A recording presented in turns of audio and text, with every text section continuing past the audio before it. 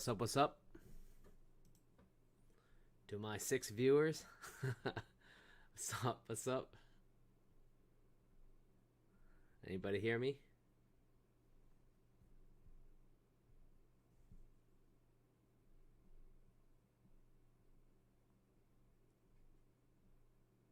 Hey, what's up, man? How's it going? How's it going? Good to see you guys. So, I take it you guys are more of the London bunch, or what's up? Where do you guys trade? You guys trading futures, or what? What brings you guys here? Just want to see what's up. It is kind of slow, right? It is kind of slow, but looking like we have an interesting setup coming up, maybe.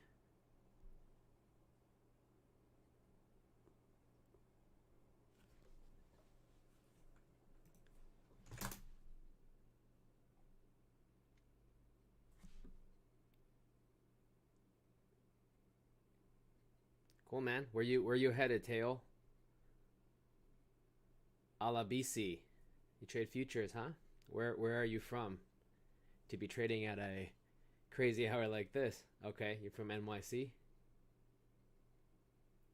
Nicolay, that's a good transition. That's a good transition, huh? Forex can be a scammy game. I mean, don't get me wrong, futures can be scammy too, but it's centralized. Alabisi, where are you from? Oh, NYC. Everybody's from NYC, huh? Boy, it's late. It's late for you guys, huh? 2 a.m.? It's late. I'm Pacific. I'm on the west side, so not as late for me. Okay. At work, huh? What do you do at this kind of an hour?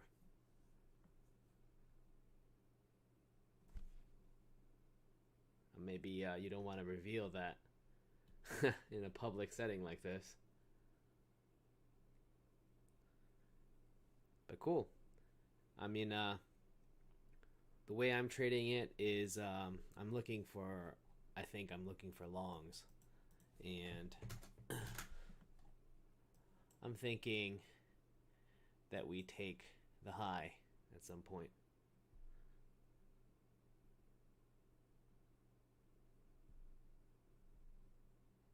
So I'm going to be looking for longs. Generally speaking, I like to look for longs when you got this kind of backwards rainbow look, you know, and you got all the moving averages lined up, and the order flow at that moment is bearish, but I like to kind of build up a position so that, you know, when it goes from sell side to buy side, you know, I'll be well positioned, and hopefully I can sell on a pop. That's the way I'm thinking about this.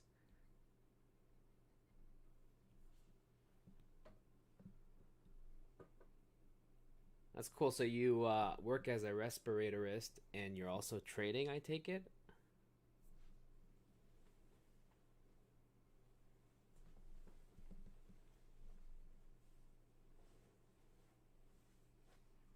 That's very cool. Always great to be able to trade on your job, you know? That's a very productive kind of multitasking going on there.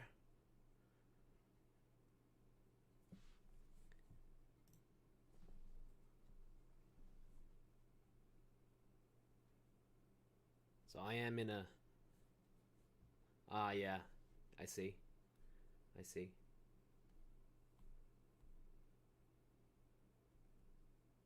Teo, you're going somewhere. You're at the airport, you say.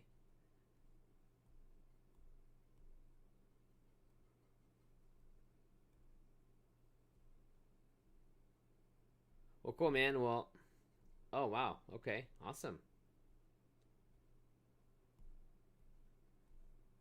I love airports, man. I love the international feel, you know? Well, cool guys. Well, I'm gonna be trading. I'm currently trading now. I'm long, and I have room to kind of add and position myself a little bit. But I'm gonna be holding on to this for quite a bit, I think. I'm going to be trying to hold on to, well, at the very least, the highs that it made today, but going to try my very best to maybe hold on to the highs it made in the New York session. And yeah, just opening it up for any questions you guys may have, or anything you guys would want to discuss relating to trading. In case you guys don't know me too well, I've been trading since 2008, so it's been quite some time for me. 15 years, I think, right? And it's been one heck of a journey. A lot of people know me as a live mic trader, because I was able to pull 1.1 mil from Apex. But I hope that these few times and sessions we have on YouTube, can be an opportunity for people to just, ask any questions, share what they're going through in their journey, right? And maybe there can be an insight, possibly, that comes from this, Yeah, I'm an older guy. I'm a boomer. I'm 30. Well, maybe not too old. I'm 38. So I started in 2008. Right as I was getting out of college. Well, actually, I started in 2006. That's when I was kind of buying and holding style. But yeah, 38 years old. My trading style, Nikolai, is I'm not an ICT, although I've surrounded myself with a lot of ICT guys. Really have a great respect for people who know that style, but I generally tend to use moving averages, pivots, confluence between those two. I generally have the belief that charting, it's good, it's important, but risk management is the means by which anyone will actually succeed, no matter your style, right? So I kind of trade moving averages in sort of a different way, right? Because I think most people, the way they trade it is, if it looks kind of like a rainbow, right? If it's like all lined up like this, maybe they'll kind of look for longs, right? But I'm looking for a short because I feel that there's a better risk reward. So, in a situation like this, I'm looking for longs, and sure, I'm taking my stops, but generally trying to position myself for a move higher eventually.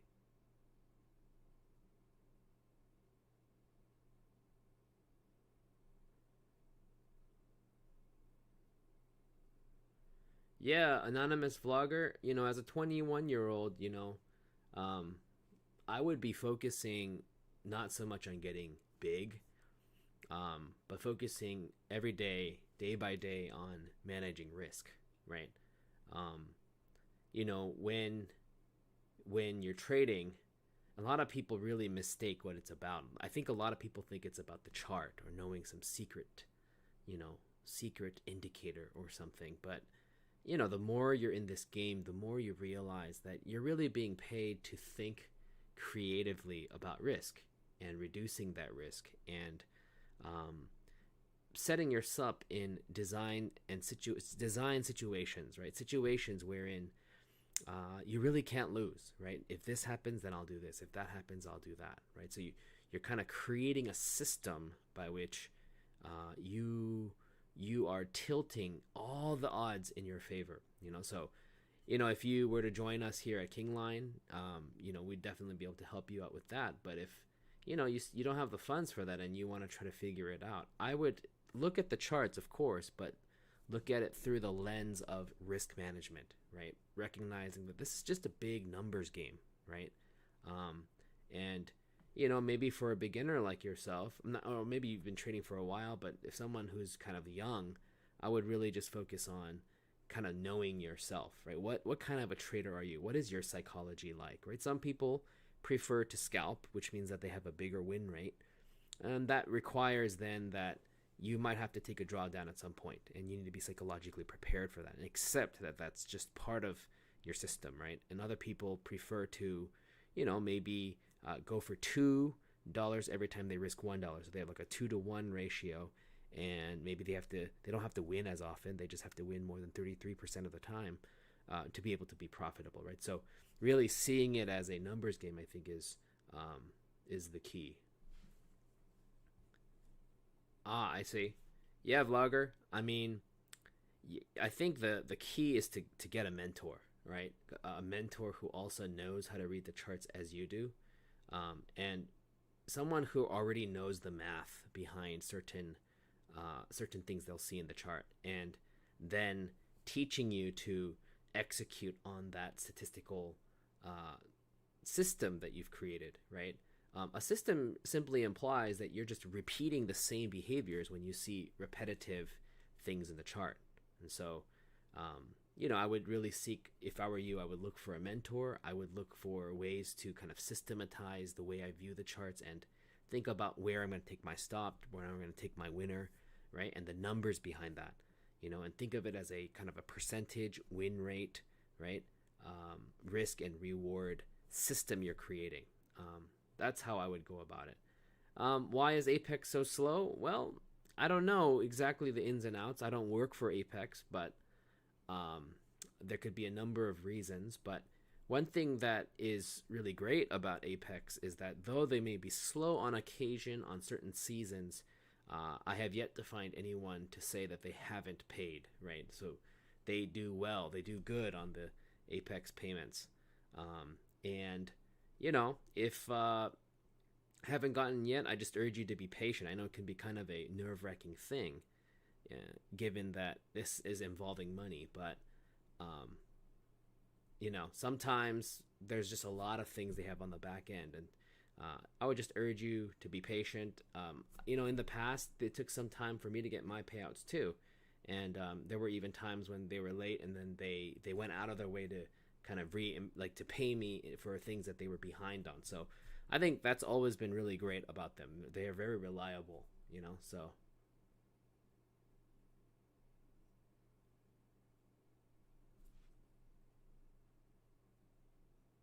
yeah, guys. I drank a lot of water right before this thing. I'm gonna go use the restroom real quick, guys. Uh, and I'll come back and we'll continue to take on questions and see what's going on today in London, which will be opening in about an hour. I'll be right back.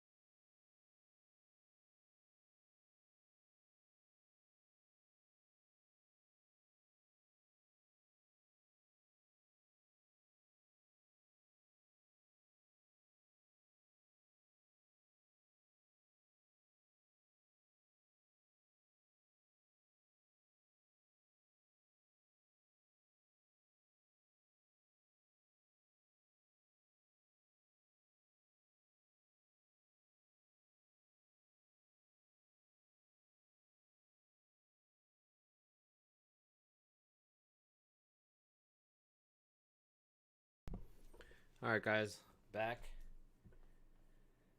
Bid ask, my style. Um, well, I use moving averages to sort of interpret the charts, but I can flip back and forth between momentum and um, reversion to mean, depending on what offers a better risk and reward. I'll use pivots as well as VWAP, as you can see in the chart. And I also have a lot of counselors and people whom I trade with who are ICT guys. So I have a lot of confluence between what they see and what I've kind of come to become accustomed with. So you might call it a hybrid. You might call it sort of I have no style. There is no style, Bruce Lee said, right? And really just instead focusing on what is the situation at hand calling for, what would be a really low risk and high opportunity situation, right? Low risk, high reward opportunity for me. Um, so and sometimes it can go either way, right? Um, Currently, I am.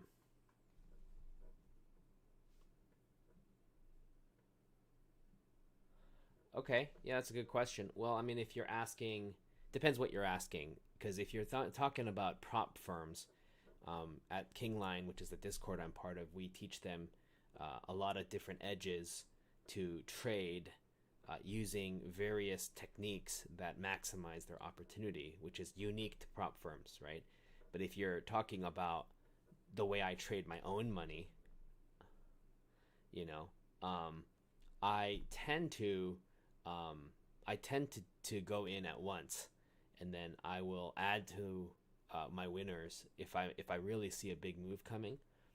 Um, but if I kind of see a little bit of if I'm a little hesitant, the higher time frame doesn't really look promising. I just took it for a small quick win.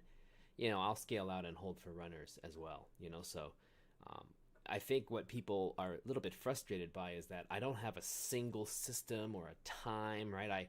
I instead every move I make, I'm thinking about risk and reward, but my rationale for why I might go about that is always sort of variable, you know. One thing though that always remains the same, I think, is that I determine my risk before I enter the move, right? So um, I think any trader that's been in the game for a long time would advocate that, right? Would try to help people to see that that is really what the game is about. So yeah, right. It's all about the odds, right? It's all about just numbers and percentages, right? Yeah, well, anonymous. The account size I usually used was either the 50K or the 150K, and that's what we recommend for all the people who are in our Discord. Um, and that's just because they have a decent risk reward profile, and sometimes I'll do the 150K because I just want the contract so that when I'm scaling later, I can have up to 17 NQ, right? Um, when it comes to stories, I mean, there's a lot of stories, right? But I think, there's like, my biggest win was 200K in one day, right? Because I was able to really nail the bottom.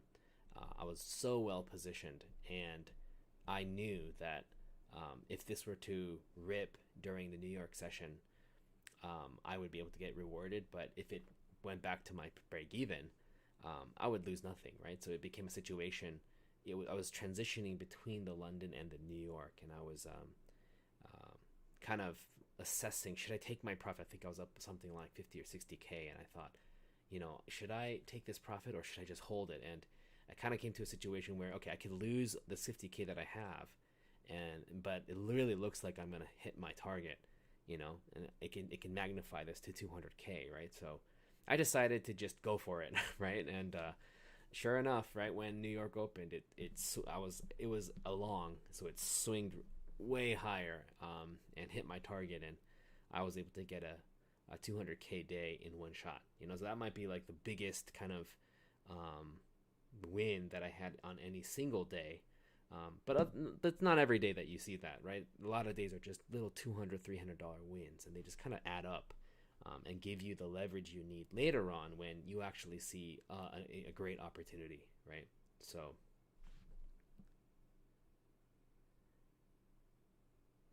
no, Tail, you'll be surprised, I tend to like try to trade the edges, that's for sure.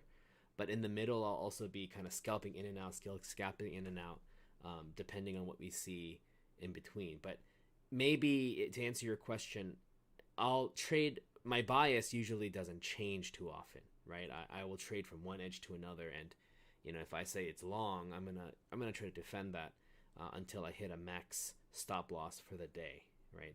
So that's the way I trade. Not everybody does that. Some people like to trade their bias midday, right? Or even like mid-hour, even, and stuff. And that's just not my style. I tend to stick to one side. Um, and then knowing, for example, so I think we're gonna move higher, right? That's my bias today. So then knowing that I'm gonna be looking for some dips that I can buy into, right? So I am in positions now, having positioned here, and um, you know, it's not a full size for me. So if we dip lower, I'll kind of manage it that way. That's my goal for tonight, and hoping that, thinking that we're gonna definitely move higher during the New York session. Now, could I be wrong? Of course, right? Of course, but I think the idea is to blunt your losses when you're wrong, and then to magnify those wins by holding on, and letting your winners ride hard, right? So um, I tend to just employ candlesticks, yeah. Not so much volume profile, I'd say. I know of it, but I don't use it as often in my own trading. Um, yeah, 200K combining all of my 20 accounts. I don't think I had 20 actually on that trade. I think it's something like 18 or something. And so it was distributed again around all. It was distributed throughout all those accounts. But yeah, if you had added it up. Yeah, we have different approaches to different phases of, that you're in, right? Evaluations obviously have to be treated differently from, say, a PA, and a PA that's below the static should be treated differently from, something that's above the PA, right? Um, and yeah, the buffer certainly helps, and that also influences, I think, the way in which one might approach, um, these accounts. So definitely there's like a lot of variables to kind of determine how we should approach that. But yeah, I do have a system that we teach to our Discord members um, for each of those ideas. I think if I can kind of principalize it in a sort of a summarizing way, um, it really has to do with your level of aggression, right?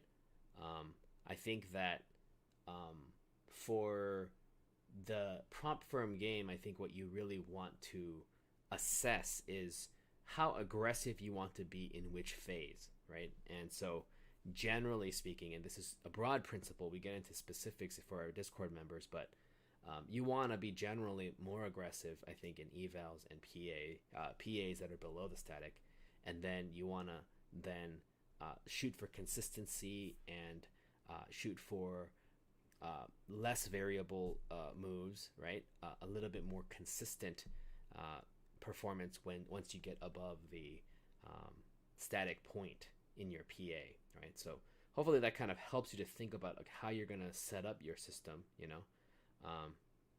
Yeah, thank you, Kay, for the commendation.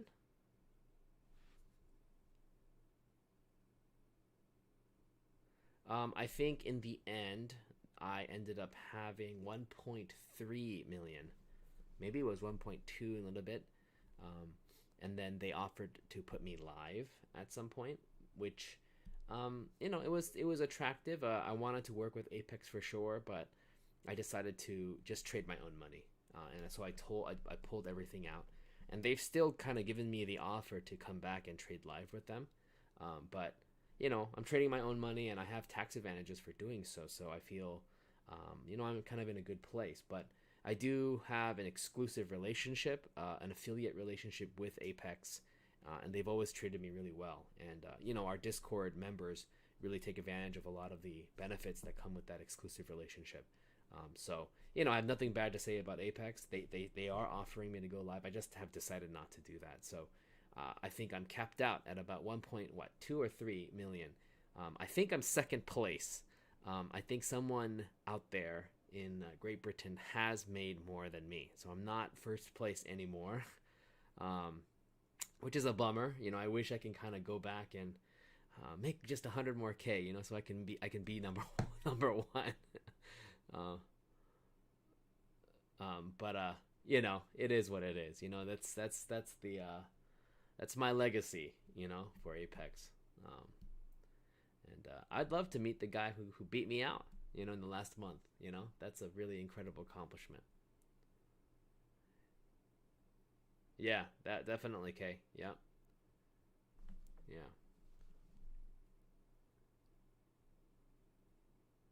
So cool, guys. Are you guys yeah, are you guys all Apex you guys all use Apex for your funding company, or are some of you guys thinking about it, or where do you guys stand generally regarding this?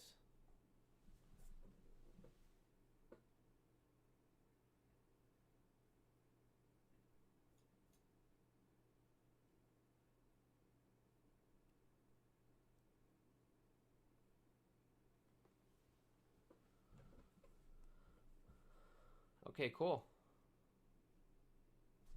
Wow, that's commendable, guys. That's very promising.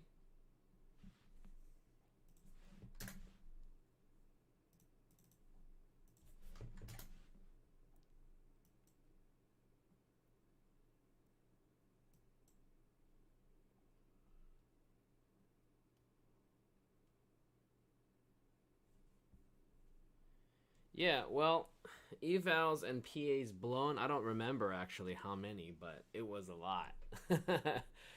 It was a lot.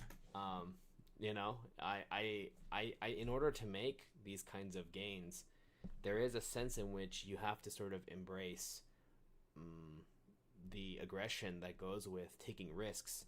And I think it really did help me to realize that this is not my own real money, right? It's like a sim account, and it's like a simulated environment. So it allowed me to take risks that maybe I wouldn't have taken if it were my own money, right? So for that reason, yeah, I blew out a good number of evals and PAs. I don't know how many it was actually, to be honest, and I don't really even remember.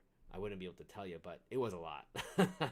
um, and yeah, I think that there's something to kind of having the mentality where you're okay with blowing some out, um, if it makes sense from a risk management standpoint. You know, I think some people are so averse to um, the feeling of failure when you blow an account out, that um, you know, it sort of becomes detrimental, right?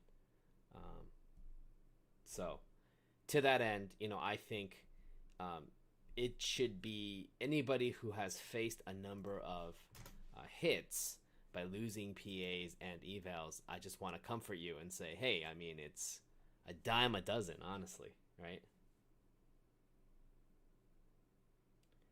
Bid ask. Well, I think that instead of treating it like um, instead of treating it like my money, I started to realize that Apex gives you the unprecedented opportunity to pay less money for simulated drawdown, right? So I think that it was just a psychological thing of kind of embracing that um, there are a lot of advantages to having these simulated funds, you know, and so it's like a this is literally the golden age of day trading, right? Apex is an incredible company that allows you for these unprecedented, really, opportunities that are it's just a really modern phenomenon, you know. So I think it was kind of wrapping my head around that, and kind of abandoning the idea that, oh, this is my money, you know, and I really don't like the feeling of failure, of failing a PA, right? I think it was just instead saying to myself, hey man, like, I'm doing this for the money, right? I don't have to feel like a boss or feel great about myself. I mean, this is a business, right? So um, I think a lot of benefits come from thinking creatively about the prop firm funding company kind of setup that they give you. I'm trading my own money. I also trade options and stocks. I have a lot of brokers. Maybe I still use Tradeovate, which is I think with NinjaTrader now, right? As one of my futures brokers. Um, and I'll be honest, I actually don't wire profits out too much, you know. So I have other businesses in my life, and they already pay my bills, you know, and so I'm really kind of in this really nice place where I'm generating a lot of capital and holding on to it. I did use Copy Trader. It's not that I haven't ever used Copy Trader K, but I tend to not use Copy Trader too extensively, and I trade one by one, and I think that helps me to manage my risk a little bit better. You know, Now this is a little bit kind of a method that we teach to our members, but there are various advantages to having multiple accounts and not copy trading them, but using them very strategically, right?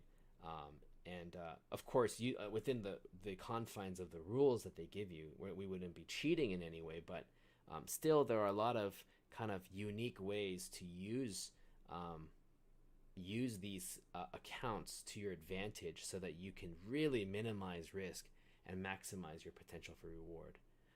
But yeah, hey Kay, I totally welcome these questions. That's what the whole point of kind of gathering here is for, right?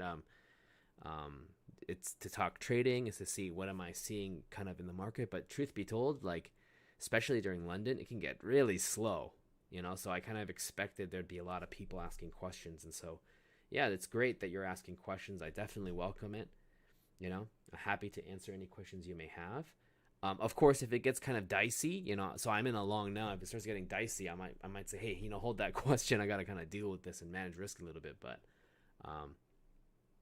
yeah, if you have any more questions, I'm not bothered by it at all. Not at all.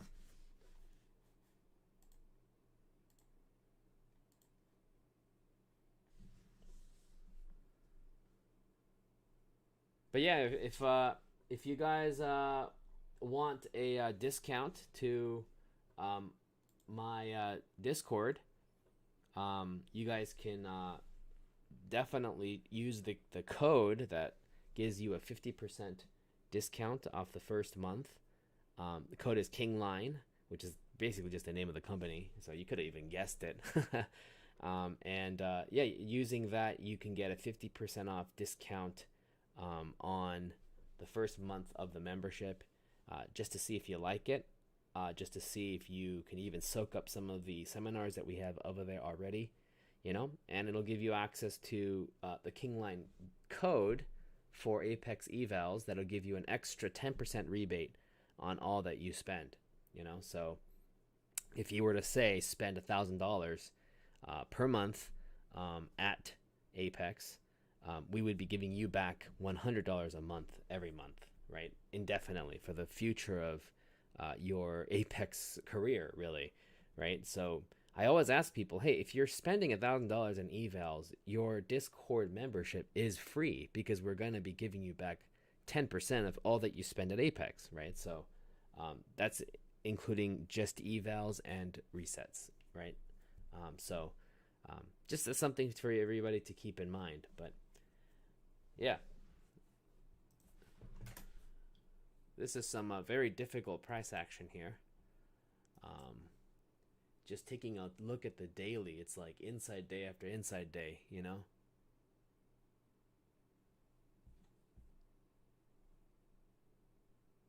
You'd be surprised, Hale. A lot of our members, we actually teach them to get quite a bit of Apex evals, because if you do the math behind getting Apex evals, it's definitely in someone's favor to get more than one, right? To have a multitude of evals really minimizes risk. So, I think, truth be told, there are people in our Discord who have really embraced that idea and spend quite a bit, actually. And they have a corresponding success as well, right? They have corresponding success. Some of these guys are, now getting huge payouts that they never thought that was even possible, right? So, yeah, that's definitely right, Kay. I think that it's the unique quality of Apex allowing 20 PAs. That's incredible. That's such a wealth building asset. That's like a there's nothing that really can grant you that kind of wealth building opportunity, in my opinion. So definitely Apex all the way, man. Like I agree that the 3 account limit for Top Step is a major turnoff. And this is really slow, right? They don't. That's not an automated process like Apex is, right? They take many days to get you your accounts, and it's always kind of a slow, kind of a wait for the admin people to get to your, excuse me, get to your account. So Apex is automatic. So it's the ideal way to really scale, right? Um, yeah, in the Discord, it is a mentorship thing, really, for me. I do trade alongside other guys I've identified as really, really reliable traders at certain times. So they'll be leading a lot of the live. I think a lot of people come to the Discord for me, and they do get a bit of me. You know, they get a lot of mentorship and a lot of tips on how to deal with some of these evals and just the best way to approach certain things. But then a lot of people stay because they realize that I've really partnered with really some incredible wizards, man. These guys are just really, really crazy. Some people, they have this incredible handle on the algorithm. Um, it's uncanny, really. And I call them the wizards. You know, they can almost see the future. You know, and they have this reputation among the Discord that, wow, like you really can see the future. You can see what's going to happen next. So, you know, I'm not like that. My specialty is far more conceptual and risk management oriented. But they have kind of a very offensive edge, which is that offensive as in versus defensive, right? They really have chart reading abilities that are uncanny. So I think what you're really getting is kind of me and my whole team, really, right? Um, yeah. Okay. So like, yeah, it's just incredible life changing opportunities, right? So I think that everyone should be using Apex. You know, it's like a no brainer, really.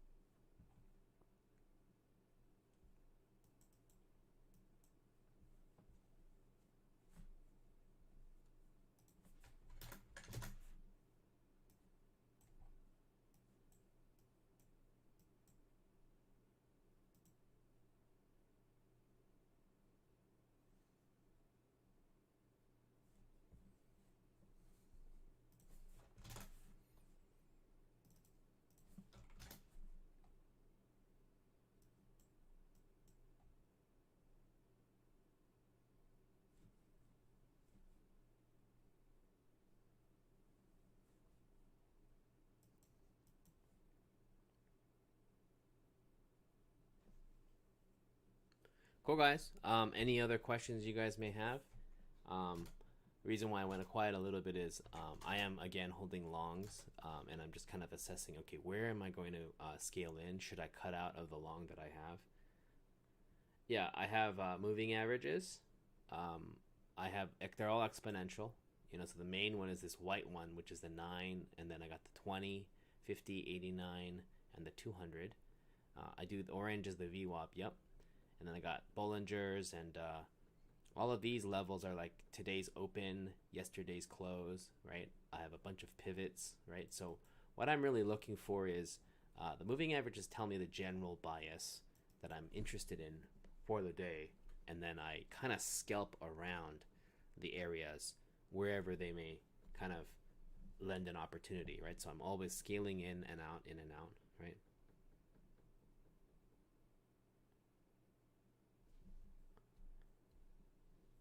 Okay, yeah, I think it's a very personal thing. I think it depends on where you are, but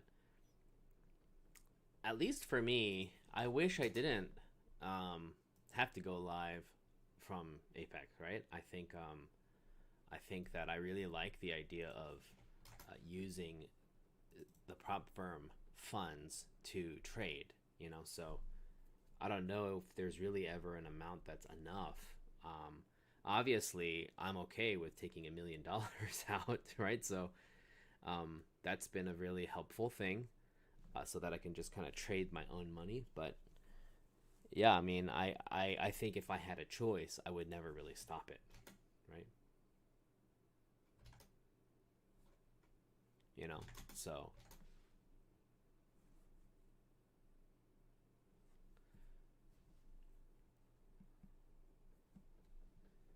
well, the PA is simulated funds so that they can assess whether you're worth giving real money to. And then live is when they use the funds that you have accumulated, the profits you've accumulated, and they then direct that in the real market environment, right? So when you put your trade, like let's say in the DOM, it'll actually appear in the DOM. Like you're actually making a real trade, you know, with the exchange, right? So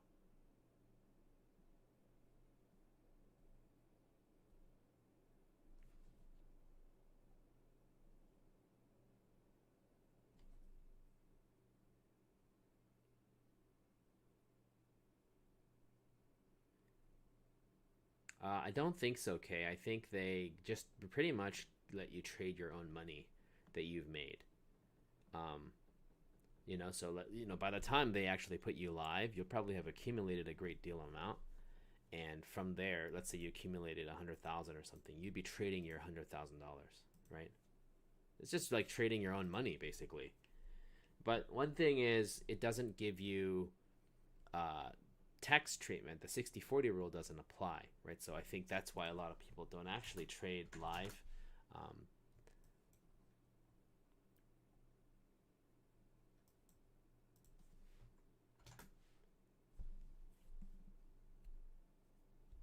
what gets different in live? Well, I mean, it's your own money, right? When you're trading your own money, the risk profile obviously changes versus if you're able to pay for a PA, you put up less money and maybe you can succeed having put up less money. So there's an obvious benefit, like a financial benefit there, right?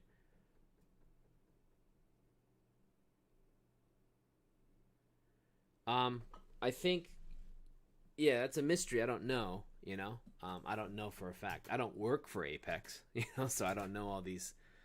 I don't know any of the secrets or what happens behind the scenes. But yeah, I had assumed that, especially the live traders, they're doing a lot of copy trading, and they're also, uh, putting the trader and allowing him to trade the money that he already has, right? So I imagine that with the number of traders that they have, they also get very valuable data, right? So, um, no anonymous. So they limit you from going down the eval and PA thing again.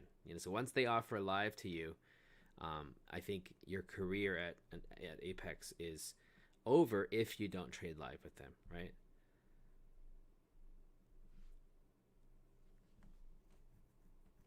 Yeah, okay. I'm sure it's a great deal. I'm sure it's a great deal of money. Wouldn't be surprised.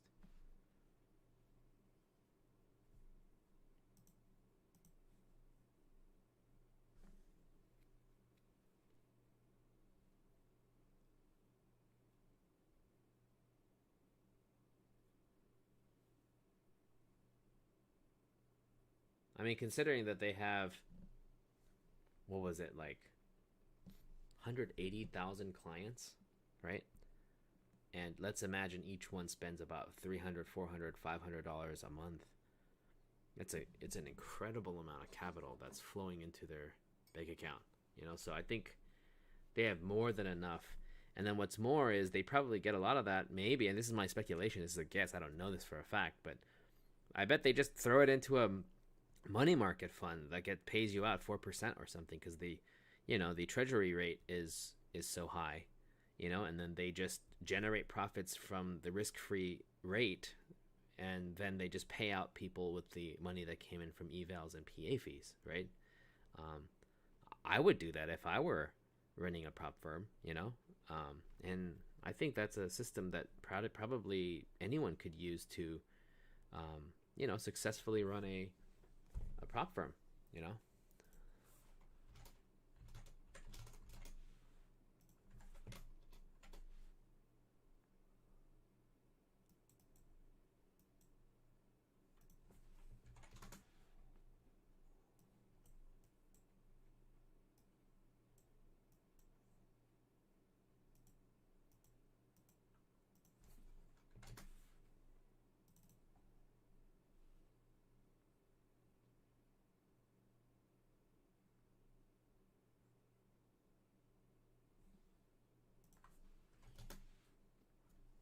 Yeah. Well, Apex is now having an 80% off sale, right? So if you were ever thinking, if the 15 U15 lot were ever thinking of getting evals, probably now is the time to do it. I don't think they're going to have a 90% off sale anytime soon. And be sure to use the Kingline code in case you become a Kingline member. You'll be able to save or get a rebate of an additional 10% whatever you spend, right? Um,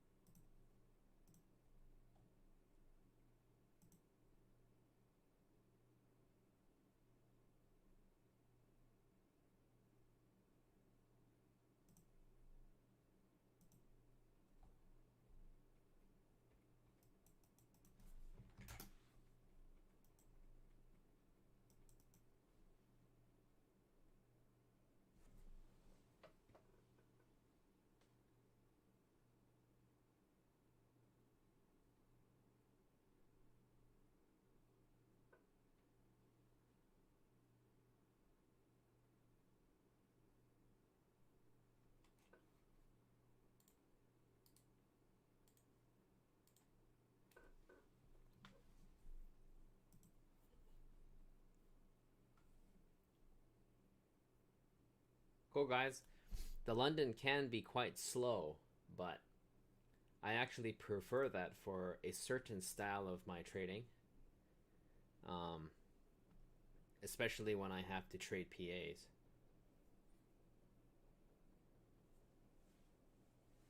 Yeah, okay. That's great. I think it can be done. Definitely can be done. And it does take a little bit of precaution initially, but I'm sure that with dedication and with a lot of discipline and study, um, I have no reason to believe you wouldn't be able to make it or anyone wouldn't be able to make it. You know.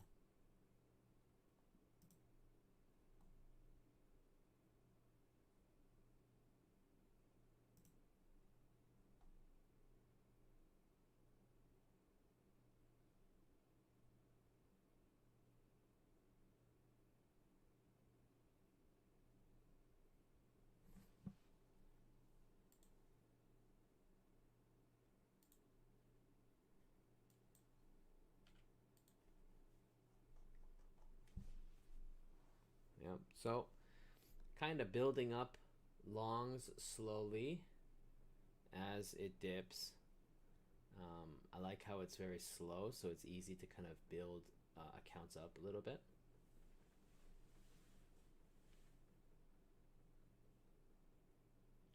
Yeah, no problem, man.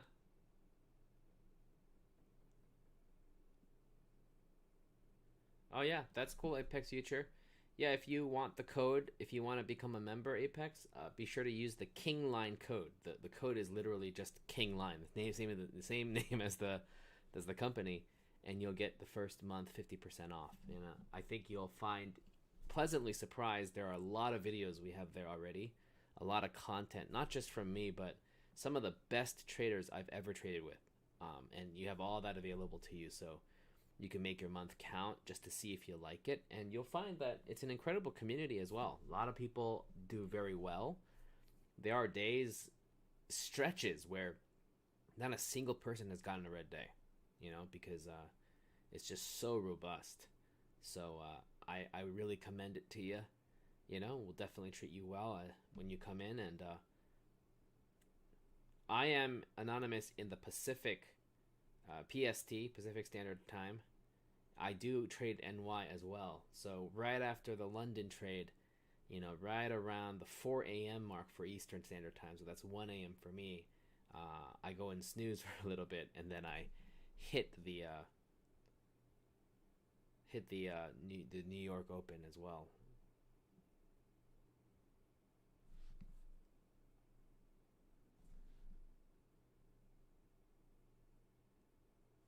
Yeah, I'm expecting this to move higher as well, and I'm hoping that it takes out yesterday's high.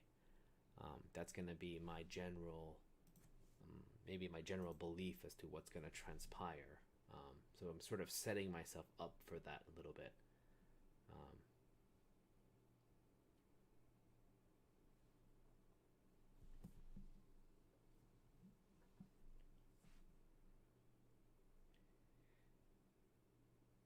Gadej, I take it you are an ICT trader?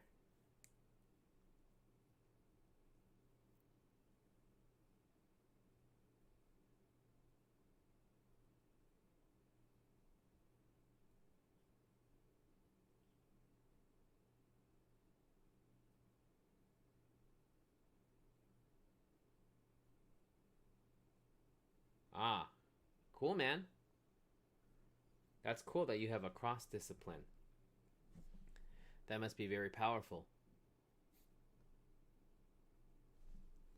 We have a lot of order flow, a lot of ICT guys in our Discord, and then I'm like, me and one other guy, we're like the one moving average dudes, you know. So we stick out like a sore thumb a little bit, but that's cool that you've kind of developed a kind of cross discipline approach. That's really cool.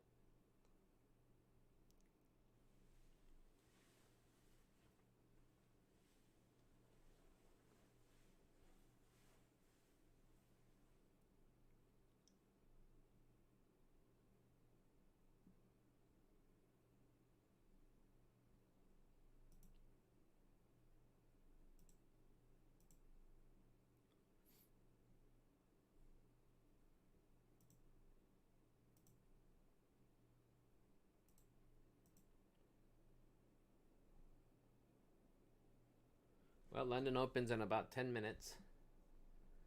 Hopefully, we'll get a nice move higher.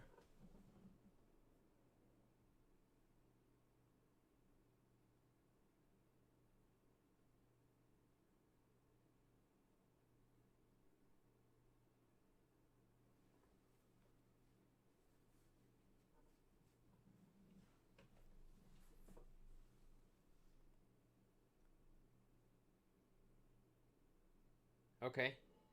Yeah, Apex. I'm a little bit more like you. Um, you might call it old school. Yeah, support resistance. You know, I use my pivots for that end, and I have confluence among all those support and resistances that I assume are going to be respected. You know, so that's definitely kind of closer to what I do.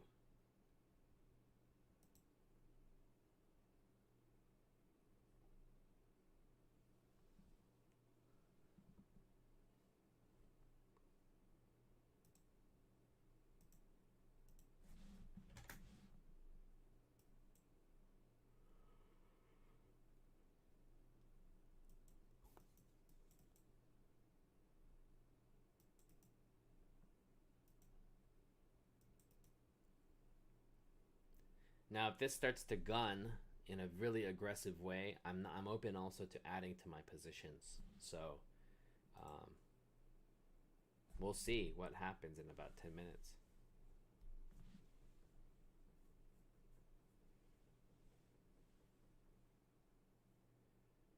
Yeah, I think I because I'm often um, trading against the trend um, and looking for a reversion, right? So if it's trading in a discount, I'm looking for a long. If trading from a premium, I'm looking for a short. I tend to not do as well when it trends in one direction infinitely, right? And occasionally you get that, you know. So it's really important to have a daily stop loss where you say, okay, enough is enough. I've taken a big hit. That's enough. That's more than enough. I want to take in one day, and it's just part of my system. You know, I'm gonna get days like this. It doesn't happen often, but when they do come around, you know, you have to be disciplined to cut it and accept it. And I think what's also important is that you want to take that loss in the right place, right? You don't want to take it in an account, let's say, that really matters to you. You want to take that loss where it's not catastrophic to you if you were to lose it, right? Um, So, that's a kind of a risk management technique that you want to develop as well, right? Sometimes you can take the same risk, but maybe not in the account that where you want to take the risk. You can take that risk in an account that is maybe less important to you, so that takes a little bit of kind of thoughtfulness and discipline as well. If you take a look at the hourly, you say? All right, let's take a look. What do you see on the hourly? Yeah, I mean, I can see that it's trading kind of stair step down, right? Trading below the prior hour's low, or maybe 2 hours ago's low, you know. Um, so yeah, we'll see if we can kind of push above this during the London session. Really hoping that we do kind of get a push, and then once we kind of take out yesterday's high, which is a pretty aggressive thing if it were to happen, um, then we kind of like, I don't know, do kind of mosey around, you know. Once we take out this, kind of mosey around and do nothing until New York Open, and then we can see what New York will offer us. Yesterday I went into New York really thinking that it would go higher. I thought we were going to have a green Tuesday, and I was very shocked to find that we just kept dumping until the end. So a very scammy tape, and you notice how many inside days we're getting in a row. So um, it can be very tricky, but I'd say that my bias is leaning long, and that sooner or later, one of these days, we're going to break out of this sort of all-time high range that we're in, right? We're not capable of breaking past like 3 days ago's high. Is it going to be today? I hope so. I hope so. Kind of positioning myself for that possibility.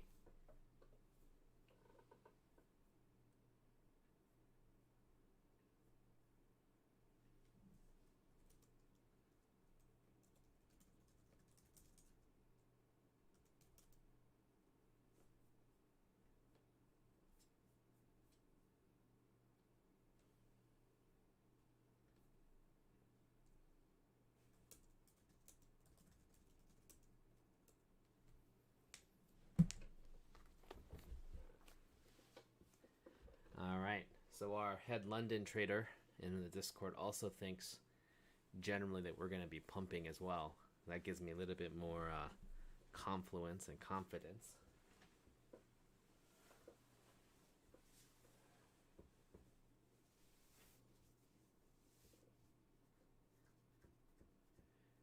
Well, for the 2500 drawdown, that only matters in the eval and in the PA that's before static, right?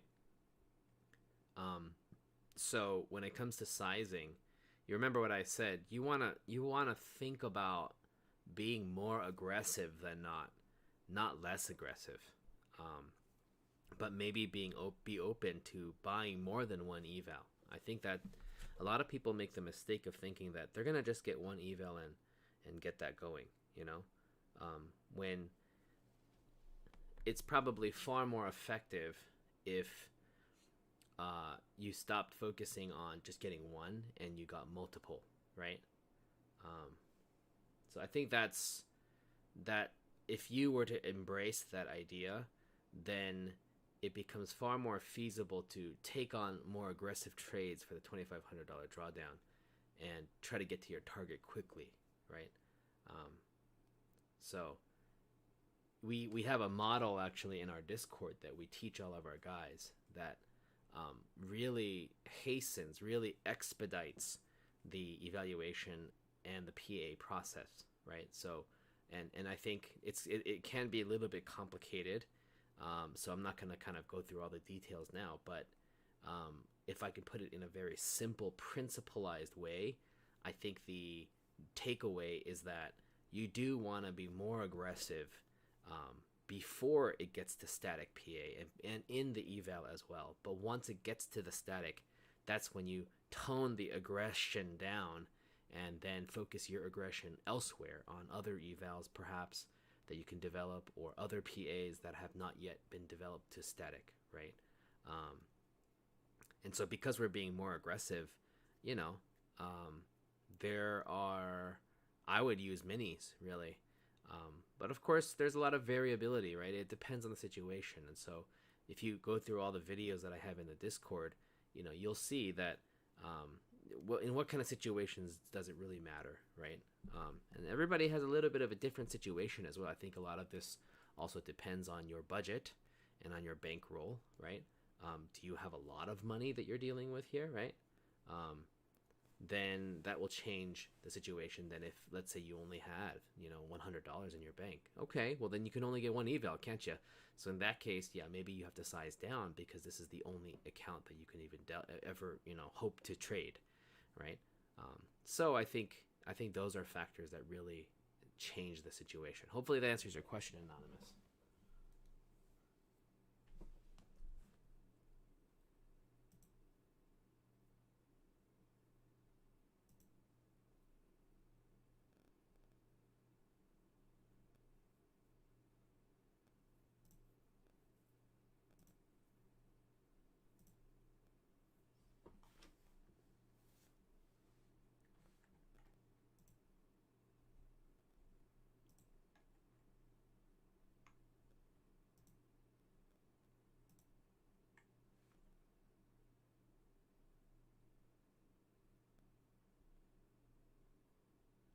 Yeah, man, absolutely, Anonymous. It's my pleasure. I'd be happy to help anyway, even as we're here.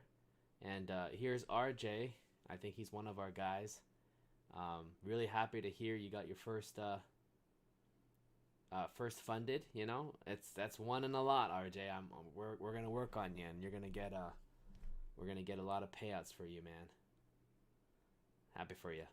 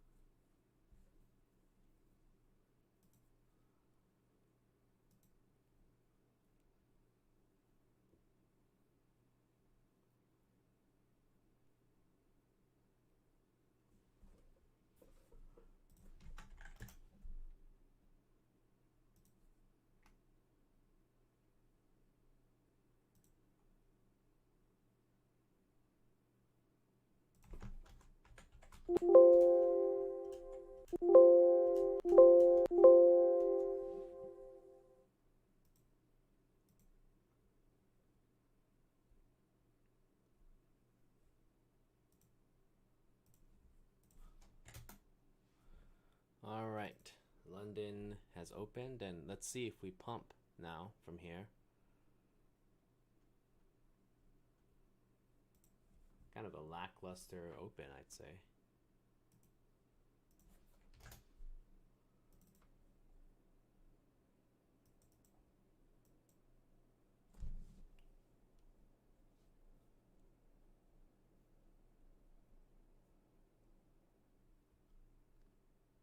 Yeah, now depending on the level of aggression, I'd be open to looking to add to my longs as it goes in my favor.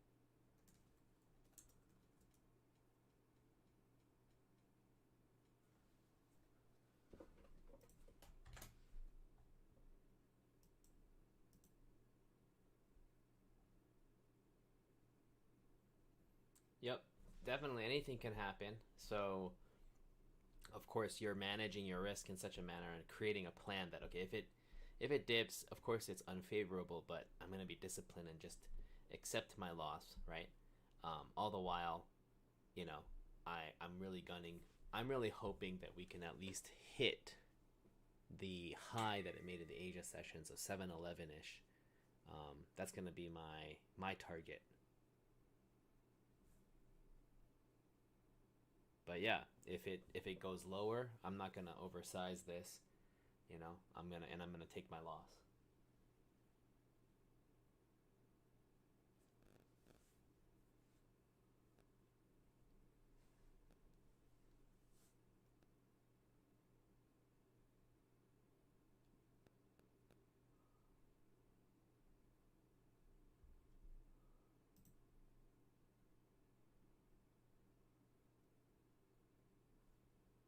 And of course, you have pre-market that opens in about an hour too. That usually gets a little bit of a jolt as well.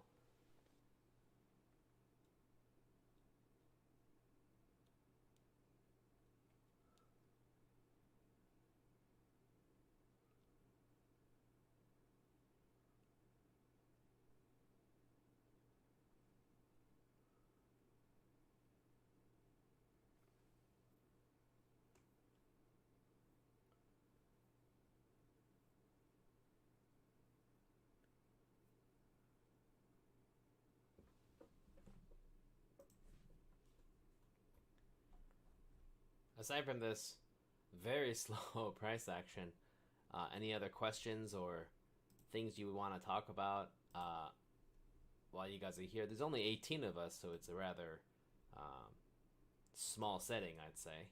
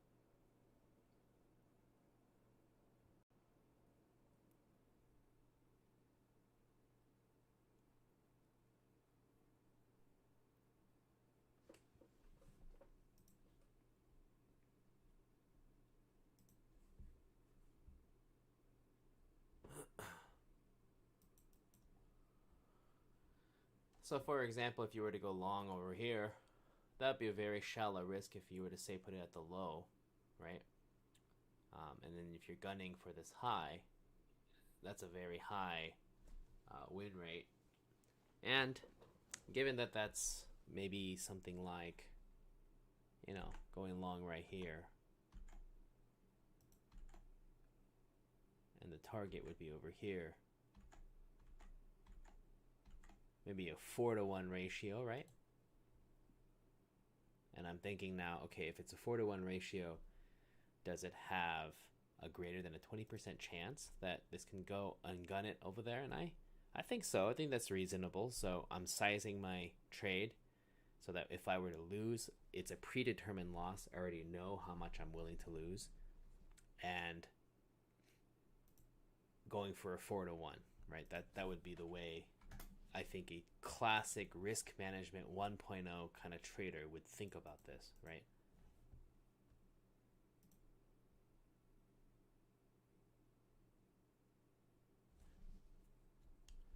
It's really hard to say, Anonymous, because yesterday we put in a well, yet for the last few days, it's really been very choppy, right? And a lot of inside days.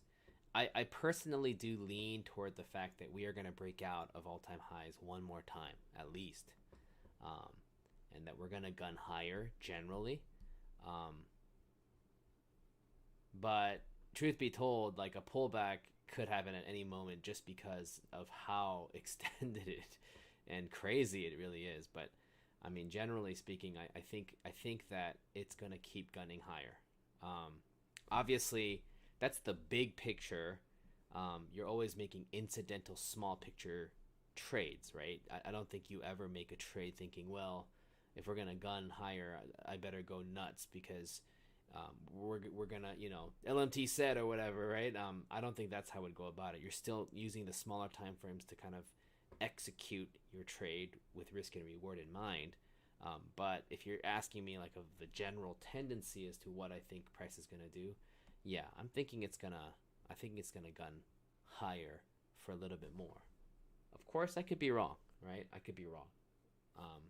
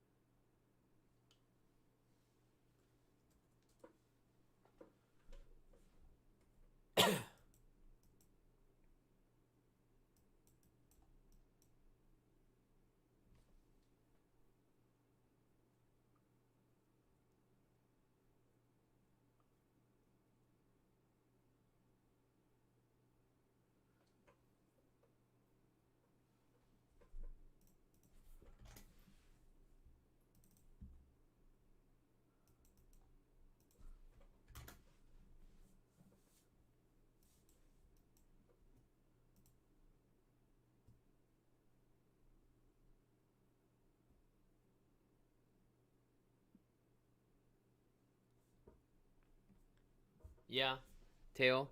I think that I have come to a point where I'm not that interested in winning. I just want to make money, right? So, I have a set stop and I have a set goal, and um, I have a sort of a core position that I'm very happy with if it were to go to my goal or go to my stop, and anything in between, it's like, okay, if I win, if I lose, I'm just playing numbers, right? And I'm just sort of putting faith that if I keep making decisions statistically that, are risk, reward, and win rate oriented, that the sheer kind of statistics behind my actions will pull through, right? So if people ask me like, so what was your trading like yesterday? I just tell you I don't even remember. I don't even remember what the chart was. I was just playing the numbers the whole time. Whereas everyone's like kind of analyzing every little bit of the chart, because I think there's like this human drive that really just wants to win every time, right? And I think I'm kind of past that, where I'm saying I don't need to win. Heck, I can win 25% of the time, but as long as I get a 4-to-1 ratio, hey, that's a winner. I'm a winner, right? So, for me, taking a loss is not a big deal. What matters is that I'm sticking to the plan. Now, that being said, because I've been trading for so long, there are times where you kind of develop a little bit of an intuition on a smaller time frame. And for those scenarios, yeah, I'll take little scalps here and there. I'll try to like eke out a little bit of a gain. Maybe it extends too far. Like I'm long, but it extends too far. So, I'll take a quick, I'll take profit on maybe like 2M and Q, and then as it pulls back, rebuy them, right? So I'm kind of like fudging the numbers a little bit, as it were, to sort of slightly tilt the needle in my favor continually, right? So to that end, I think when someone's looking at me, they're kind of thinking, "Oh, look, this guy's a scalper," but really, I'm just a position holder. I'm holding a position trader, right? I'm like holding a position, and I have a defined risk and reward, right? And I'm just kind of going in and out in those levels. And I think, I in that way, I think I've sort of that's how I handle the antsiness that comes with the slowness and the sort of even frustration that happens, right? Really seeing everything as from a statistical standpoint, probabilistic mindset, right?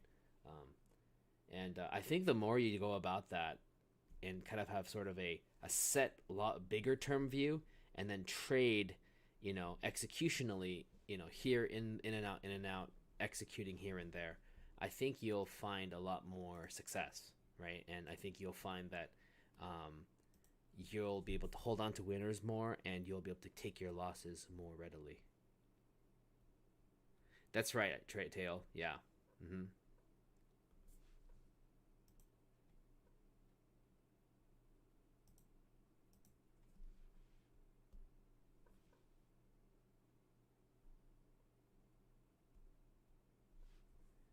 Yeah, that's right, Apex. Risk management is the de facto uh, manner in which you differentiate yourself from the profitable and the unprofitable trader, right? It's not the style you use. That's just something that helps your win rate, right? If let's say there's someone who really believes in order flow, what he's really expressing is that order flow usually gets me a higher win rate than not. And then maybe the ICT traders say, no, I believe in ICT. I believe ICT is going to get me a better win rate than not. Yeah, okay. Like everybody has a different opinion about win rate, but at the end of the day, who cares how you got to your analysis? You're just assessing three things, right? Yeah, win rate, risk, and reward.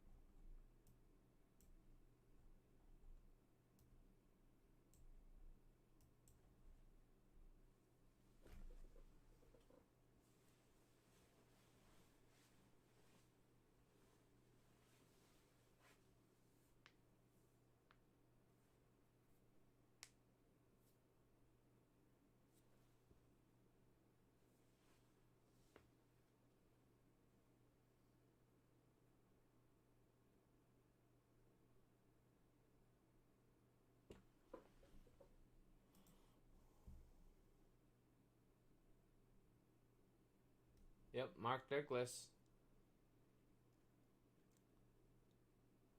He's a classic, right? Trading in the Zone. I think he wrote some other books too that were very helpful for a lot of people.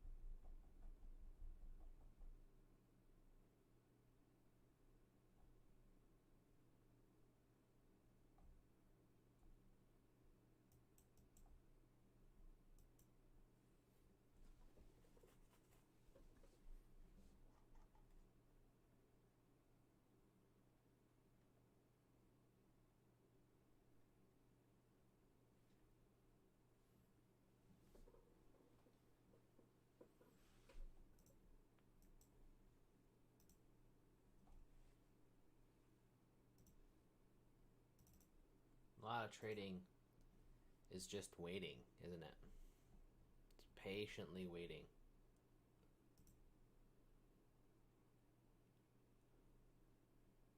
Sometimes after you have made your move or you're done your analysis, it's as simple as waiting for it to fulfill whatever you thought was going to transpire, right?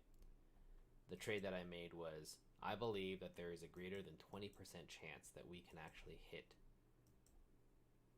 I want to say at least 698, if not the high that it made, greater than 20% chance. And that would be about a 4-to-1 return.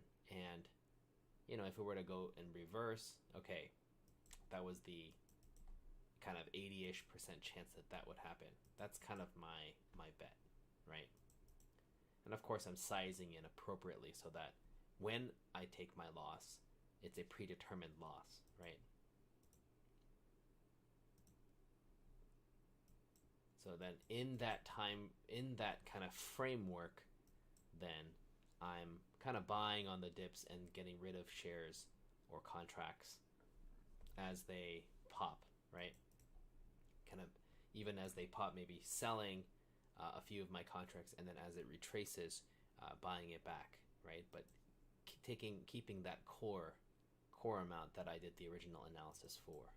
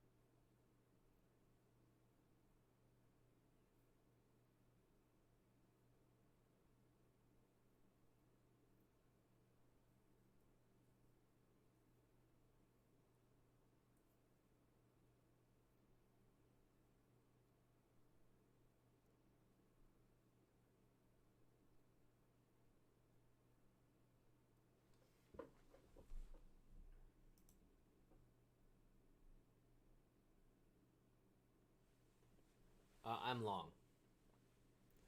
I got in around on that dip here,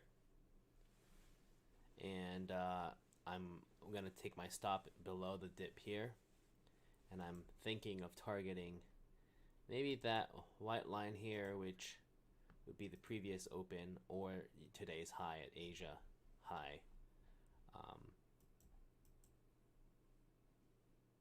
But I'm also willing, depending on how aggressive this hits up to there, maybe even to add and then quickly get rid of everything on a pop, right? So, you know, it's sort of playing by ear a little bit in the context of the greater analysis I've done, right? It's not completely discretionary. There is sort of like a risk and reward, but I have a little bit of freedom to kind of scale in and out to kind of take advantage, try to push the numbers in my favor, right?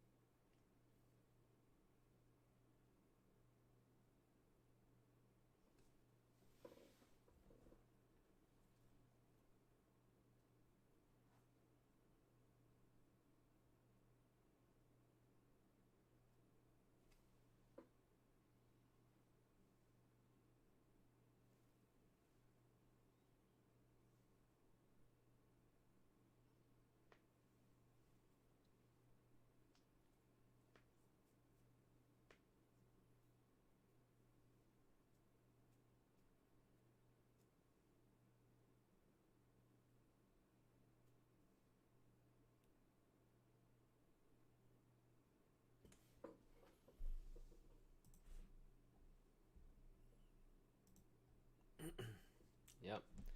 When things are going well, I think it also requires discipline to just stick to the plan, right? And fight every human desire to want to take profits, because if I take profits too quickly, I sabotage or I sort of disrupt the statistics behind my trading, right? I'm not in the business just to feel great about a green trade, right? I'm in the business to make money. And I know that in order for me to make money, I need to abide by the statistical reality of my trade. And so it's challenging for sure, but it requires a sort of discipline to say, no, if this reverts back to me, back to zero, and then even takes my stop, hey, that's just part of being a trader, right? Of course, I'll be ecstatic and I'll be happy if it goes all the way to my target and it wins. But just because I want a green doesn't mean I take my profits here, right? If I take it here, it'll be too small a green, and then later on when I take my a loss, the small little greens won't add up enough to cover for those losses, right? So there is kind of a I actually find holding on to winners harder than taking losses, right? Taking losses is the easy part, really.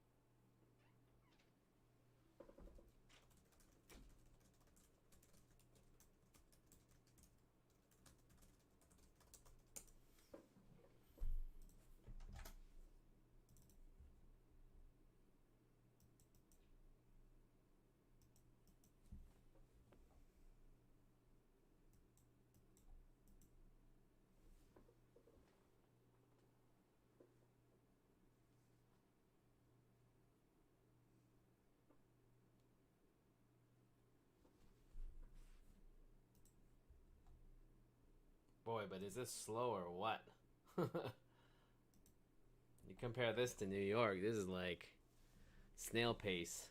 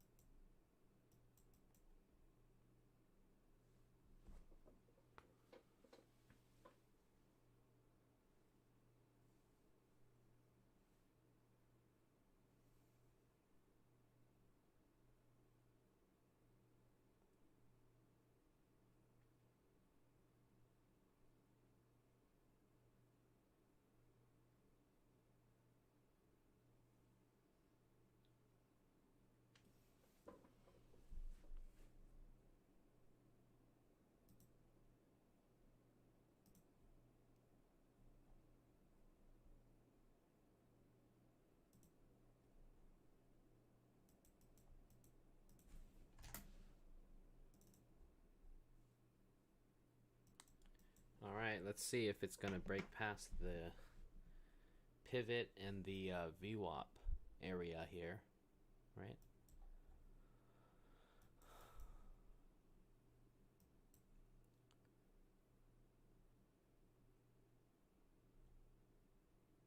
One hopes that it starts to gun really aggressively. Not this slow, grindy action, huh?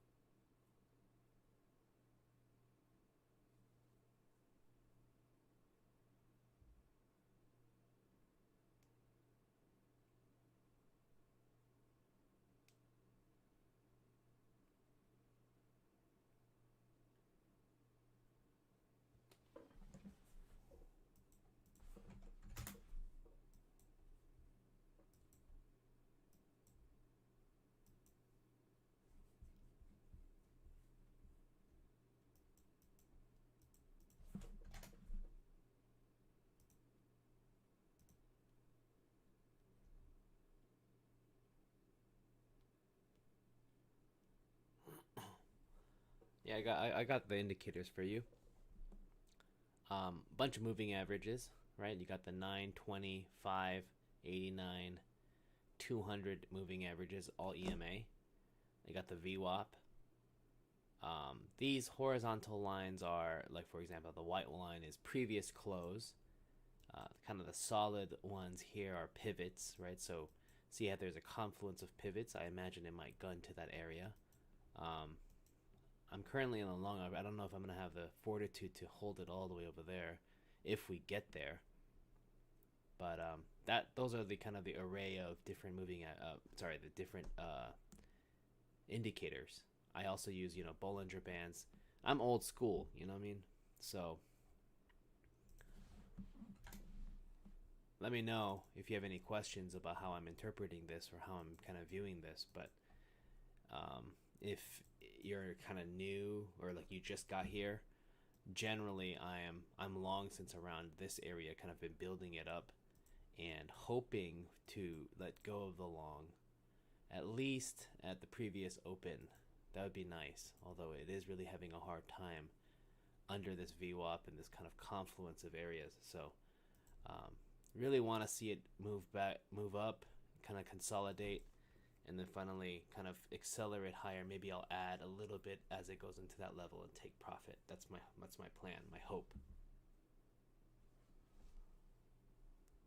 If I don't get stopped out. And the reason why I kind of took this trade is I kind of thought to myself, well, it's about a 4-to-1 return, right?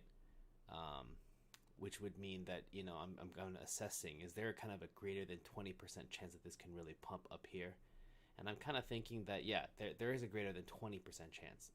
There is a good chance I'll get stopped out, but it's a rather small loss compared to how much I could potentially gain, right?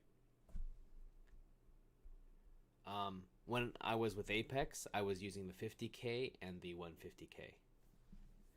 Right, the 50K I think the right account.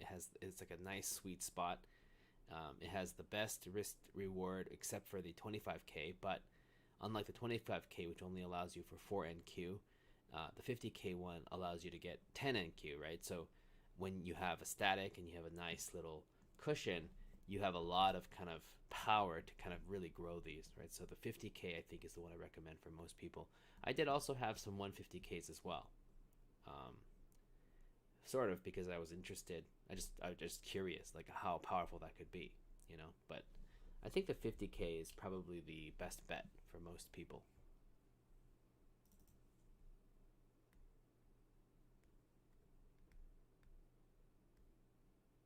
Yeah, sure, man. Glad you're able to take a look at some of the streams. For anyone who's interested in education, though, you'd be interested in joining my Discord. We have a lot more videos and seminars about how to actually play, futures in general, but also how to play the prop firm game to your advantage, really scale it effectively. And then we have a lot of really awesome wizard-like clairvoyants who really have a grip on the algo during the New York session. So, if that's interesting to anybody who's listening now, the code you can use for the Discord is Kingline. I think it'll give you 50% off on your first month. And feel free to DM me on Twitter if you want to chat.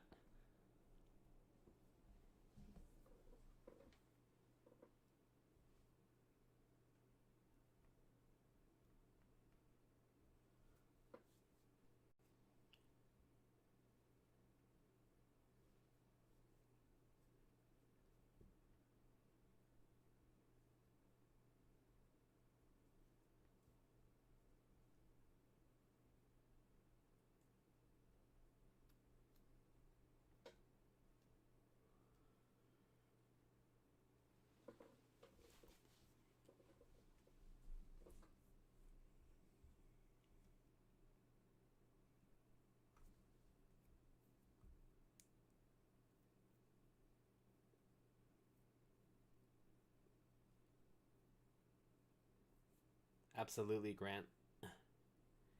I think the group, the Kingline group, they really see me more of a defensive coordinator, right? Like I have a lot of risk management, you might say, kind of wisdom over the years, because I was getting wrecked so many years in a row, you know. So I'm kind of like sort of the sage defensive coordinator, maybe. But when it comes to offense, we have some dudes who are literally just, you kind of wonder if they're from the future. You know, they are, there's some insane calls.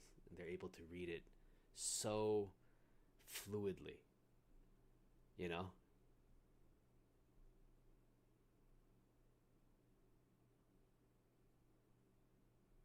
that's hilarious, Apex.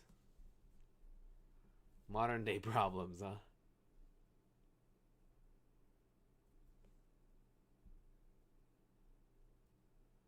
All right. Well, I'm hoping that this move up guns it past the VWAP area and we start getting really scary for the shorts, you know, helping my longs. And I'm really going to try to gun it for that previous open. I'm already having a hard time now, but I know that taking profit here is the wrong move. It's the wrong move. Even if this goes all the way back to zero and even I get a loss, um, I know statistically it's the right move to just hold it through it and go for the win, right? So that's what I'm going to stick to.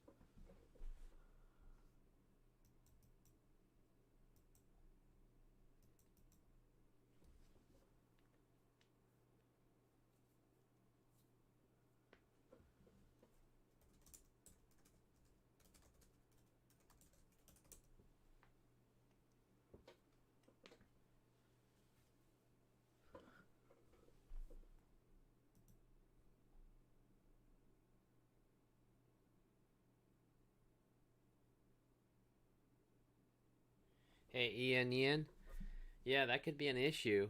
Um, I really want to kind of um, encourage you to join Kingline. We have a lot of cool models that will really solve that problem for you. So there's definitely kind of unique challenges to futures evals, but um, we think that the benefits of futures evals really outweigh the few challenges that using our models they should be a cinch to get over. So green and red zones, King Be Humble.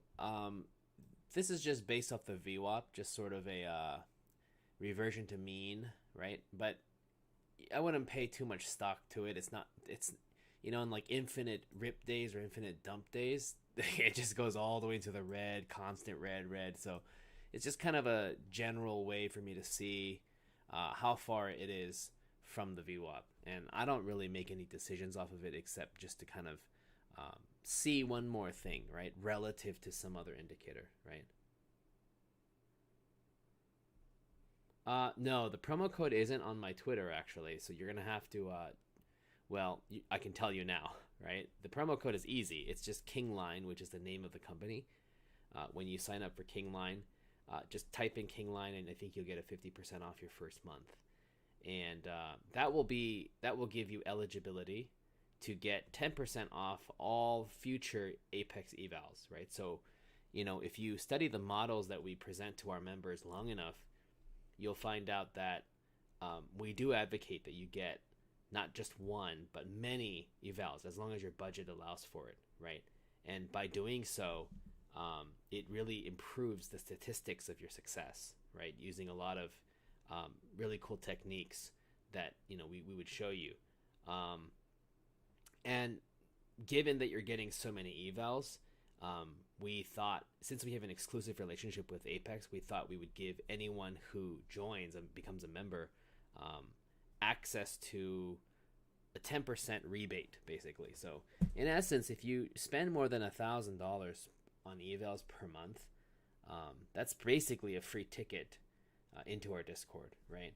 Um, and we really think that if you use the models and you kind of span, like you scale all the evals you use, it significantly improves the chances of your success, right? So, um, Kingline is both the code for the Discord as well as the evals. When you get your evals at Apex, and you use the Kingline code, that's what makes it you eligible for the 10% rebate. All right. So if you have any questions, feel free to just DM me on Twitter. But this long is looking good. I'm hoping it can rip past this, and we have this sort of a short squeeze type kind of action, maybe that I can add a little bit of longs to, and then take profit. I'm thinking over here, maybe on some, maybe take a little bit more on this high, and I'll hold on to some last runners, maybe to yesterday's high. That'd be kind of nutty.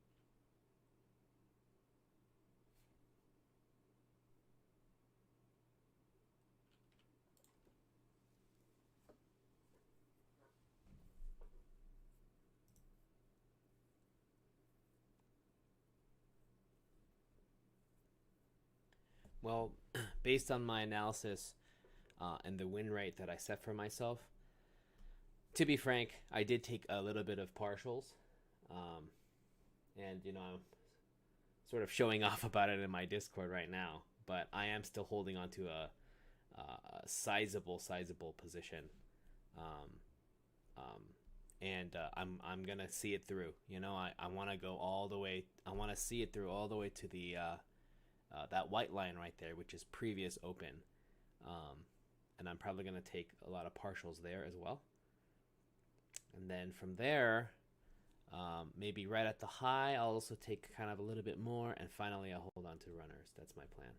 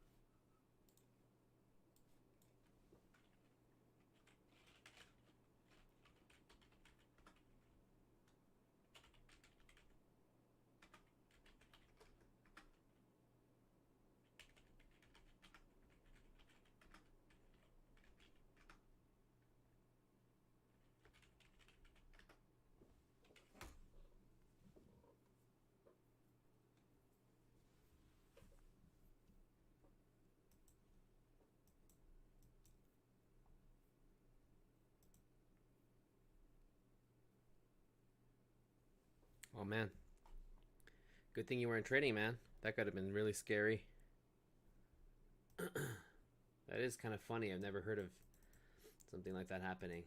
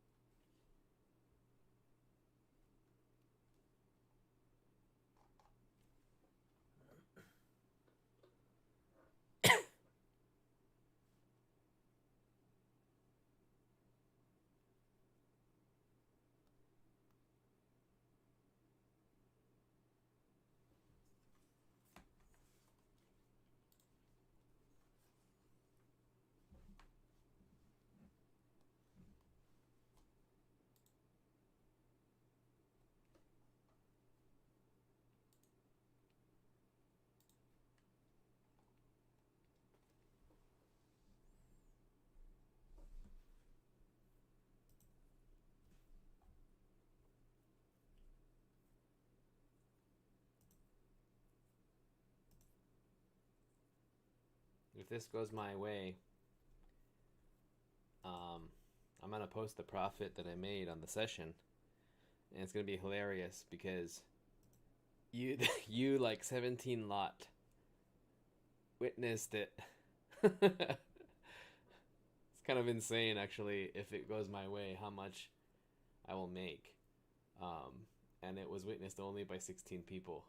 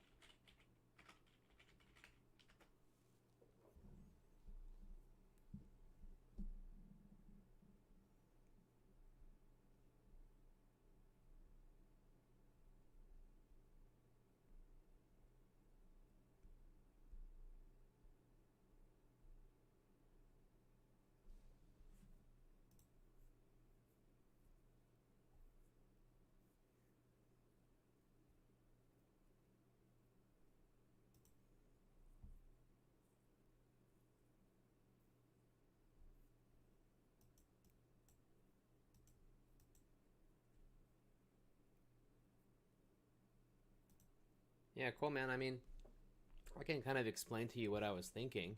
You know, I look at the higher time frames, and they sort of look like I was surprised that it wasn't a long day yesterday. You know, so I kind of feel like I want to be a buyer on the dips. Is sort of how I thought. We had a kind of a huge dip at the end of the New York session with the recovery, and now we're having a dip, you know, after a big move in the Asia session, right? So I kind of thought if I see this sort of backwards rainbow on the moving averages, I'm looking for longs on dips. So, you know, on this dip, I added some. On this kind of crossover into the 9 EMA, oh, this is the 5 minute chart. You know, I did it like right there. You know, like I added some longs there after getting some here. And now I'm just kind of, I just held it with the conviction that having gotten into my longs, I'm not going to sell it unless I get stopped out or until I hit my target. And I'm kind of making the bet here. It's like about a 4-to-1 ratio. I'm making the bet that is there a more than 20% chance that we can actually go and hit that white line, which is the previous open, right? And I'm willing to bet that it is more than 20%, right? And the reason why it's 20% is because it's about a 4-to-1 ratio, win to loss ratio, right? So that's kind of how I thought, okay, yeah, I'm willing to make the bet. I think it's more than 20%. If I take the loss, it's okay, right? But if it goes my way, it'll be a big win, right? 4 times the amount of risk that I took. And on top of that, you know, probably right around here, I'm gonna add pretty aggressively and try to take my profit here. That's gonna be my plan. So maybe I can even magnify the win while having taken only a really small risk is kind of my idea. So I don't know if that makes sense or if that helps in any way, King. Let me know if you have any other specific questions. I'd be happy to kind of explain them out to you. I don't ever really trade live on the Discord, Apex, just because there's guys who are far more skilled than I am trading live and explaining their thought process. And a lot of the guys in the Discord are ICT guys, right? So we want to prioritize the live sessions for the people who would benefit most, you know? And there's only just a handful of people who do moving averages like I do. So I think it was sort of mutually decided among all of us that, okay, fine, like it makes a lot more sense for the ICT guys and to go on the live. And I guess my decision, having started at Discord, was, okay, are they good enough to do it? And by golly, they are just some of the most epic traders you will ever meet, man. They are so good, dude. So I am very proud to kind of vouch for them, you know.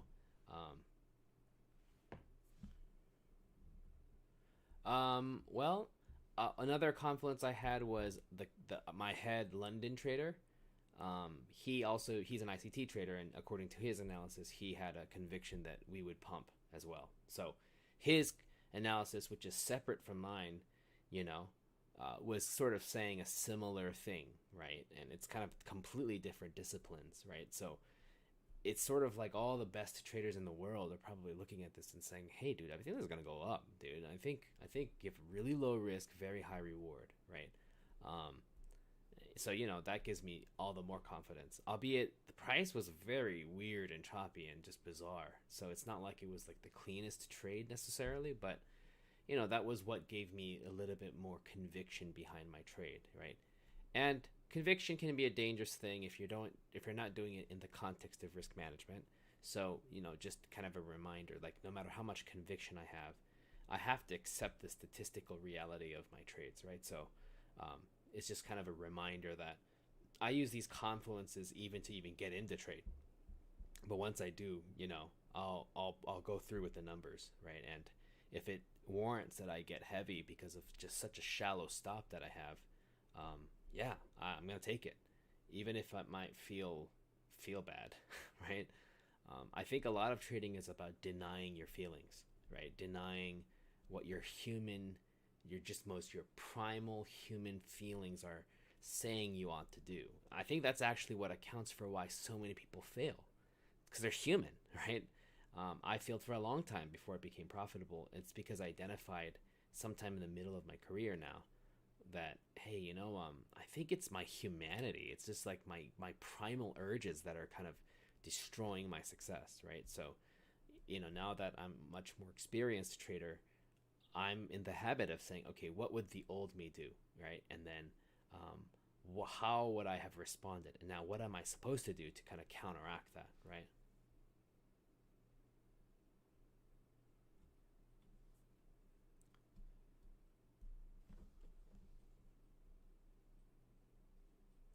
I think another aspect that really convinced me was, do you notice how it had a huge pump and then we had this literally like this infinite drop down? Like if you had gone long at any point during that time, you you would not have had a chance, right? But there was like an infinite quality to it. Just having traded for such a long time, my experience tells me that um, an infinite infinite direction. Oh, sorry, the price action, if it goes infinitely in one direction or the other, you often have a pretty nasty reversal, right? Because so many people get trapped in that kind of infinite move, right? So you have here this really bizarre action where it gunned higher early on, and then it kind of this you see this infinite quality, and then it doesn't even recover that much. It does another infinite move, right? So it's like that to me is not something you want to short, right? Something definitely you want to go long. Absolutely, King. Absolutely. Um, I think there are actually some people in my Discord who really like the other mentors better because um, they are into price action and patterns and theories and stuff. And I think a lot of people really prefer that. And then they listen to me and they're just like, dude, you're just like a Stone Age dude. Like, what the heck? That you don't even care about the action, price action. And yeah, it's sort of like I really don't think it's as important compared to risk management, you know, and like you said, overall market direction. Now, mind you, if I'm choosing long and it's gonna go short, there are days where I take a max loss on the day, and I do have max loss set in, and those are the days I feel like idiots, and especially if I do it live or something, it's like I feel like an absolute moron. But it's sort of the numbers work out, right? When I have a big win, the days where I win big, they overwhelmingly cover for whatever losses I might take on a max loss day, right? And it's not like I have a max loss day all the time. Maybe one in every 10 days or something, right? So if you like look at every single day, you'll have maybe I don't know like 3 or 4 losing days, and one of them is like a max loss day, and other ones are kind of moderate losses, and then you have all the other winning days, and maybe two of them are kind of moderate, but then you have at least one huge winner that totally covers all the losses, right? And then whatever else gains I made, that's just profit in my pocket. Is kind of how I see it, right?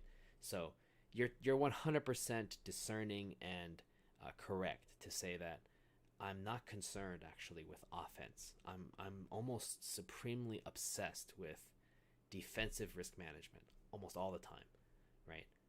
And market direction is easy. You just ask one of my head traders and be like, "Hey, yo, what's your bias?" And he goes long. How about you? It's long. Okay, how about you? I think it's long. Okay, great. It's probably going to be long, right? And I just got to now look for reverse rainbow on my charts, which is when I'm picking at kind of building into longs, right? Hopefully that makes sense, King.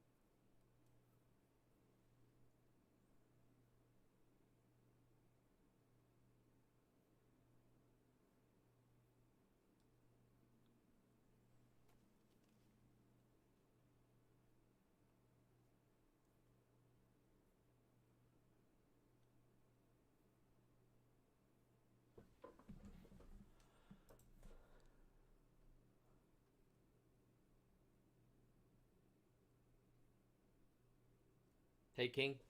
Yeah. So what I'm describing is just risk management, assuming you've gotten to the static point, right? For people who are dealing with prop firm drawdowns, though, um, I'll be honest, man. I can't give away all the juice, because it wouldn't be fair to the people who are paying. But there is a way. There is a way that makes absolute sense, and it's totally permissible. It's totally within the models and the rules that Apex or any prop firm uses. But it is absolutely the statistically superior way to play, right? So, um, hey man, I really want to urge you, encourage you, use the code.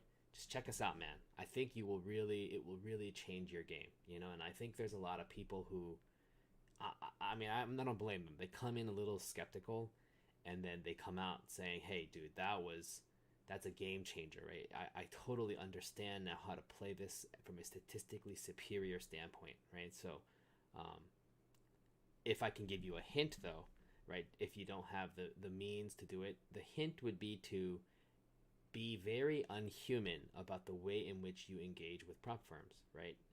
I think a lot of people buy the prop firm eval and they treat it like it's so precious because they put money into it. I mean, they don't want to lose it, right? And that's not the right way to think about it, I think, right? I think the key is to actually ratchet up the aggression um and the kind of maybe the risk taking, you could say. I think like intellectually sound risk taking, but aggressive risk taking for evals and for accounts that are less than static, And I think that actually, I can go through the math with you one day if you ever become a member, but um, it does magnify your the chance in which you will achieve payout, right? And it really takes advantage of all the advantages of using a funding company instead of using your own money to trade, right?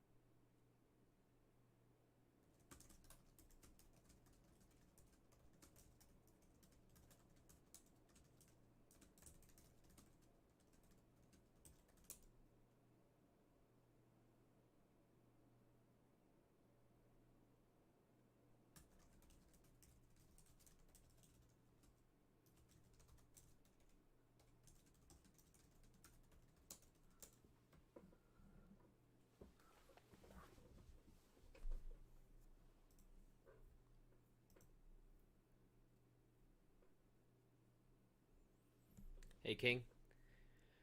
Yeah, man. If you go, there'll be like on how Discord works, right? You got the left section. We have a whole section dedicated to just education. And so it starts with my material first, and I'm really focusing mostly on risk management and prop firm tips, right? Um, but then you'll be really shocked by some of the things other guys teach too. Most people come for me, and they're satisfied, mind you, but most people stay for the other wizards, man, because they are world class. Like there's some, it's almost eerie, bro. I'm telling you, it's like almost eerie how they can in uncanny fashion predict, sometimes down to the tick, what price is gonna do in the near future. And so a lot of people really enjoy the live sessions. So they're like, at first they're like all gung ho about, dude, it's LMT, but then by the end of the week they're like, bro, forget you, dog, you're nothing. These guys are the legit deals, right? So I really think there's a great value, and so with 50% off, especially, I think you'll be really really pleased. I'm not normally a salesperson in my usual line of work, but I am. I can be very passionate about things I believe in, right? And this is one of those things where, hey man, this is one of the best ideas ever, And we got a wonderful group, so really hope you join us, man. It would be really cool to have you. It seems like you're a very good critical thinker because you seem to be asking all the right questions, So, um, yeah, hit me up if you have any questions too on Twitter. That's probably how you found out about this YouTube thing. I'm really motivated to hold on all the way to at least 695 because then I could say I hit the jackpot with online live in front of 17 people. And I think there's like a little bit of humor to that. So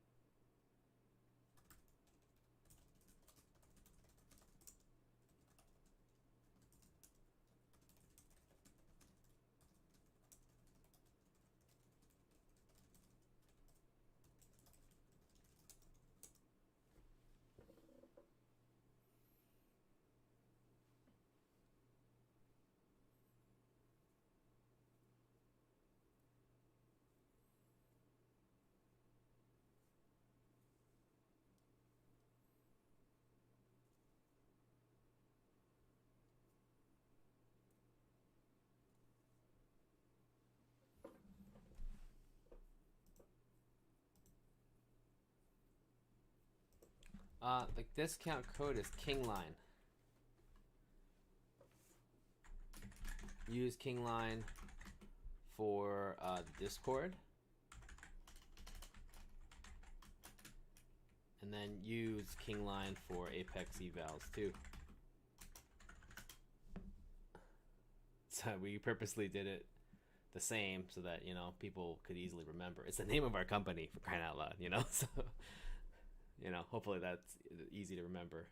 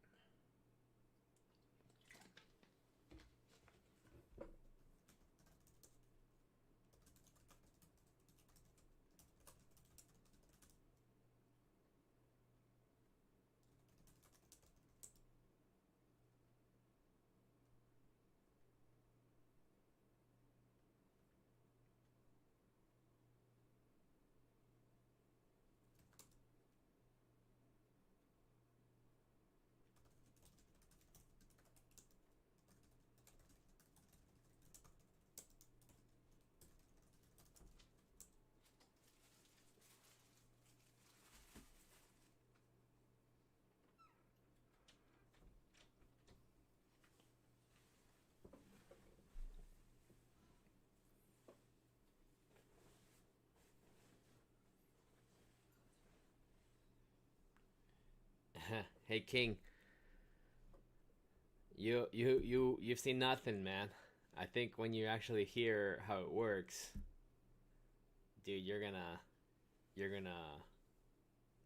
probably DM me and in a very excited fashion say, dude, bro, this is an absolute game changer. I'm almost certain of it. Um, so yeah, a lot of material there. You know, really feel free to, you know, pick through it and listen to it over, and you have access to me in the Discord 24/7 essentially, you know, so just feel free to ask any questions you may have. All right, just make sure you use that code so you can get a nice deal. All right. Come on, guy. I hope this thing guns one more time to 690 694. Okay, like I'll compromise and give it until 694, please. You know?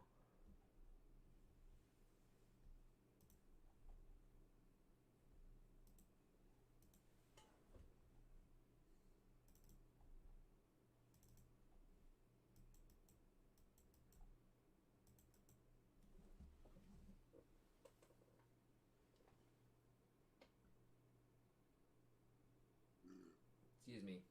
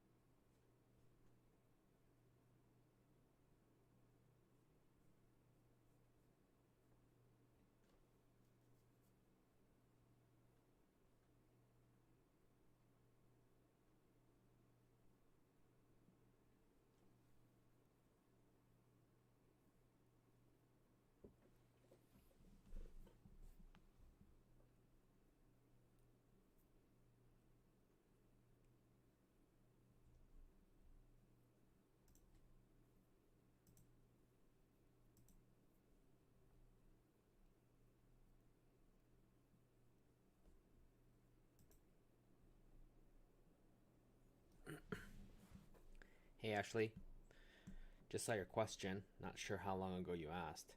Um, According to our model, um, you would definitely want to choose the monthly. Um, I think that the lifetime fee, uh, as great as it is for someone who mm, maybe has very high confidence that they can keep a PA alive, um, I think the data and the statistics show that it's probably a better idea to just stick with the monthly, and instead focus on the statistics behind the trades, um, in the prop firm world, versus kind of assuming that you're just going to succeed, right? Um, Now, I don't know what kind of a trader you are, and perhaps you're just an ultra veteran, and you're like looking at my, sort of messy entries and exits, and you kind of like, what is this guy doing, right? Um, Maybe for some people it makes a lot of sense to do lifetime fee, but personally, I always use the monthly, because I just don't know, um, how my trades will go on an individual basis, right? One powerful thing about Apex is that they allow you to have 20, right? So it allows me to engage in a sort of statistical approach to, um, these, these PAs that maybe you wouldn't be able to do it anywhere else. That's what makes Apex so powerful. Um, and so for that reason, I think monthly would be better.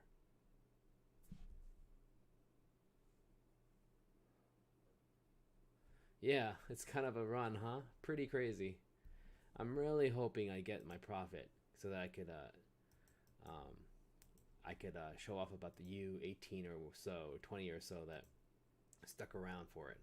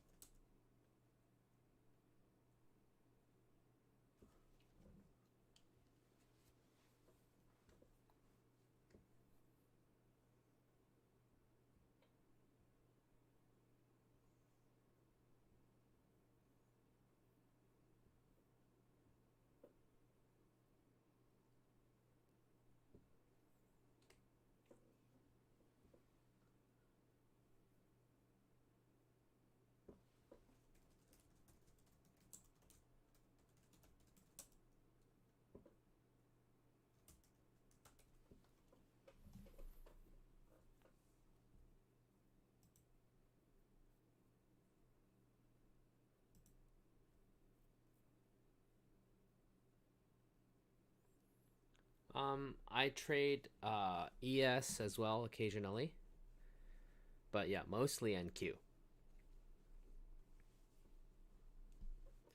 I've thought about getting into CL and GC, but when NQ is going well, sometimes you kind of wonder why change anything up, right?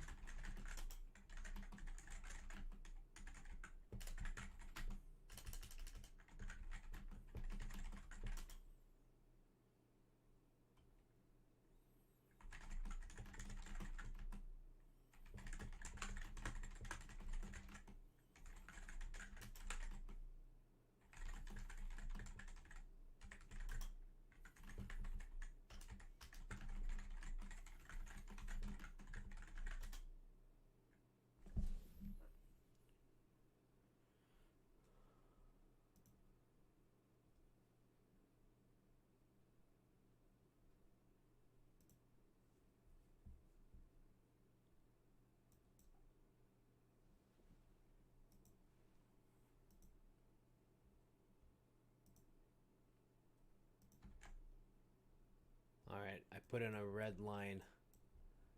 That's our goal.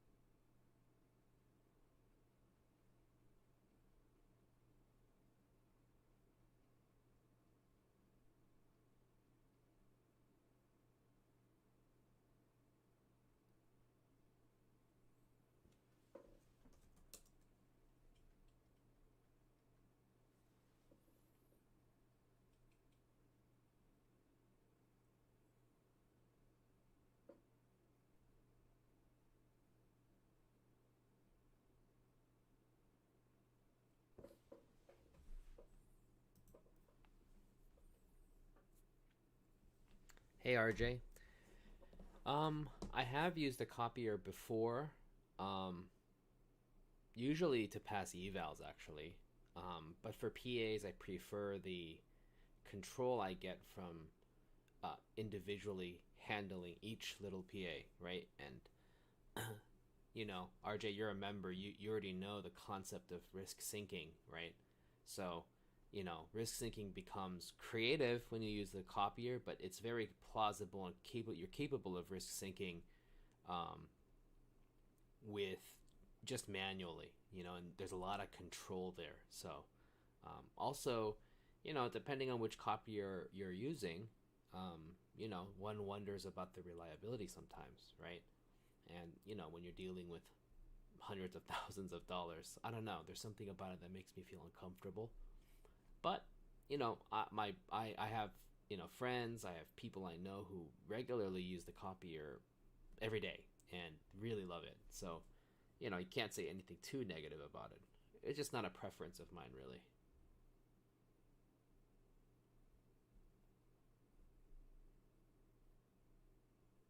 But remember RJ, how I was telling people, how I've passed sometimes 80 to 100 evals in one day, right? Those you can't do that just trading one at a time, right? Definitely get a lot of those tied up together in a copy environment, and then you know you got to pass them like 8 at a time, 10 at a time, something like that. So hopefully that helps.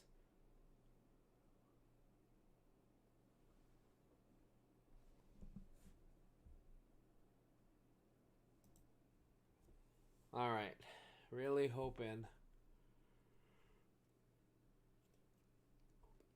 it could gun it, please.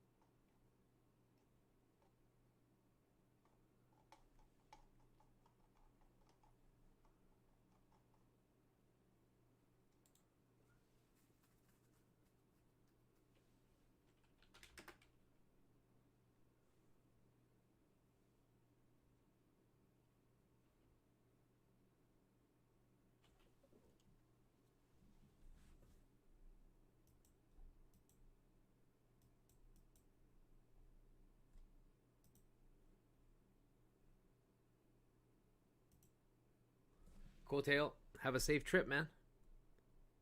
See you, dude.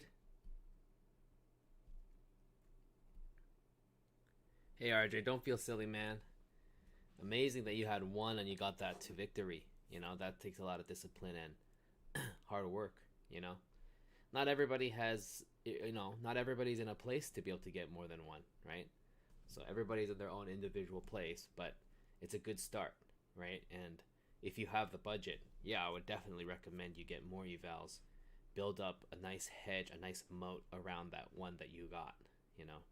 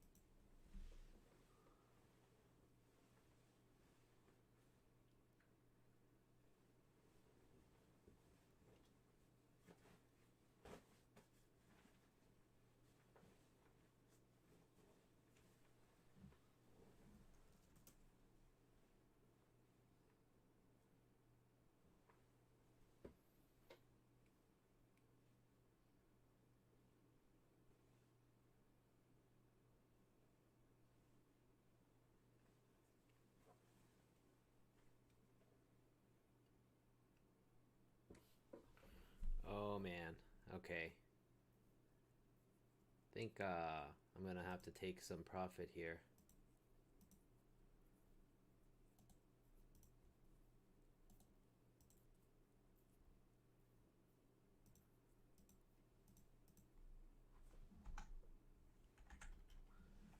And I'll hold on to some token contracts, but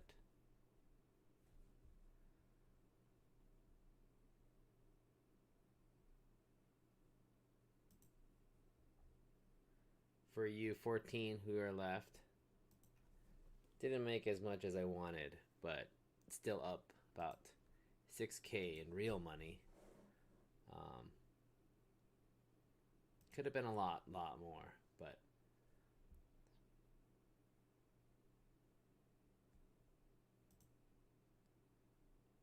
this is the money that I got paid out in, actually. So it's technically something I can share. It's Apex money, really, right? So anyway, guys, I hope it was a helpful kind of time together. Um, I do need to get a little bit of shut eye before the New York Open, um, but I'm hoping to do more of these, and definitely give me your support if you like this, and kind of give me your likes or whatever. I don't even know what the formula is, right? Like, help me out, and definitely would be happy to come on again. Um, Before I leave, you guys have any final questions that I might be able to answer, or thoughts and stuff? I definitely trade both, Ashley. Because I'm in the habit of sort of maybe I'll get my core position with minis, but then I'll use micros to sort of scalp here and there, right, in my favor, and try to be cute a little bit and kind of make money here and there with some of the things I see in the charts. Sometimes I'll scale in, sometimes I'll scale down, right? Like sometimes I will take profit on the mini and then maybe get in with the micros, right? So, it's just kind of a combination, but micros are definitely helpful to kind of take a little bit more granular approach to risk management, and so yeah, they have their place. They're great tools to use, and I'm glad I took my profit there.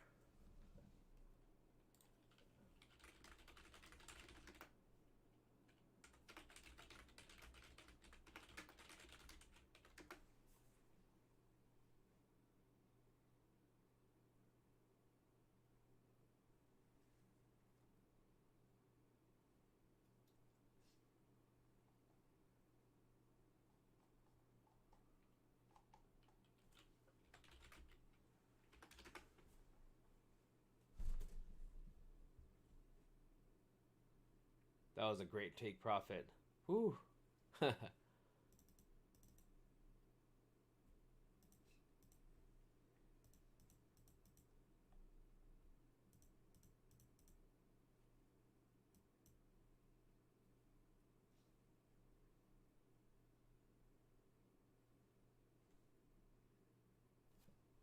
All right, guys. Hope you have a good one. Let's get it in the New York session. I'll call it quits here. See you guys.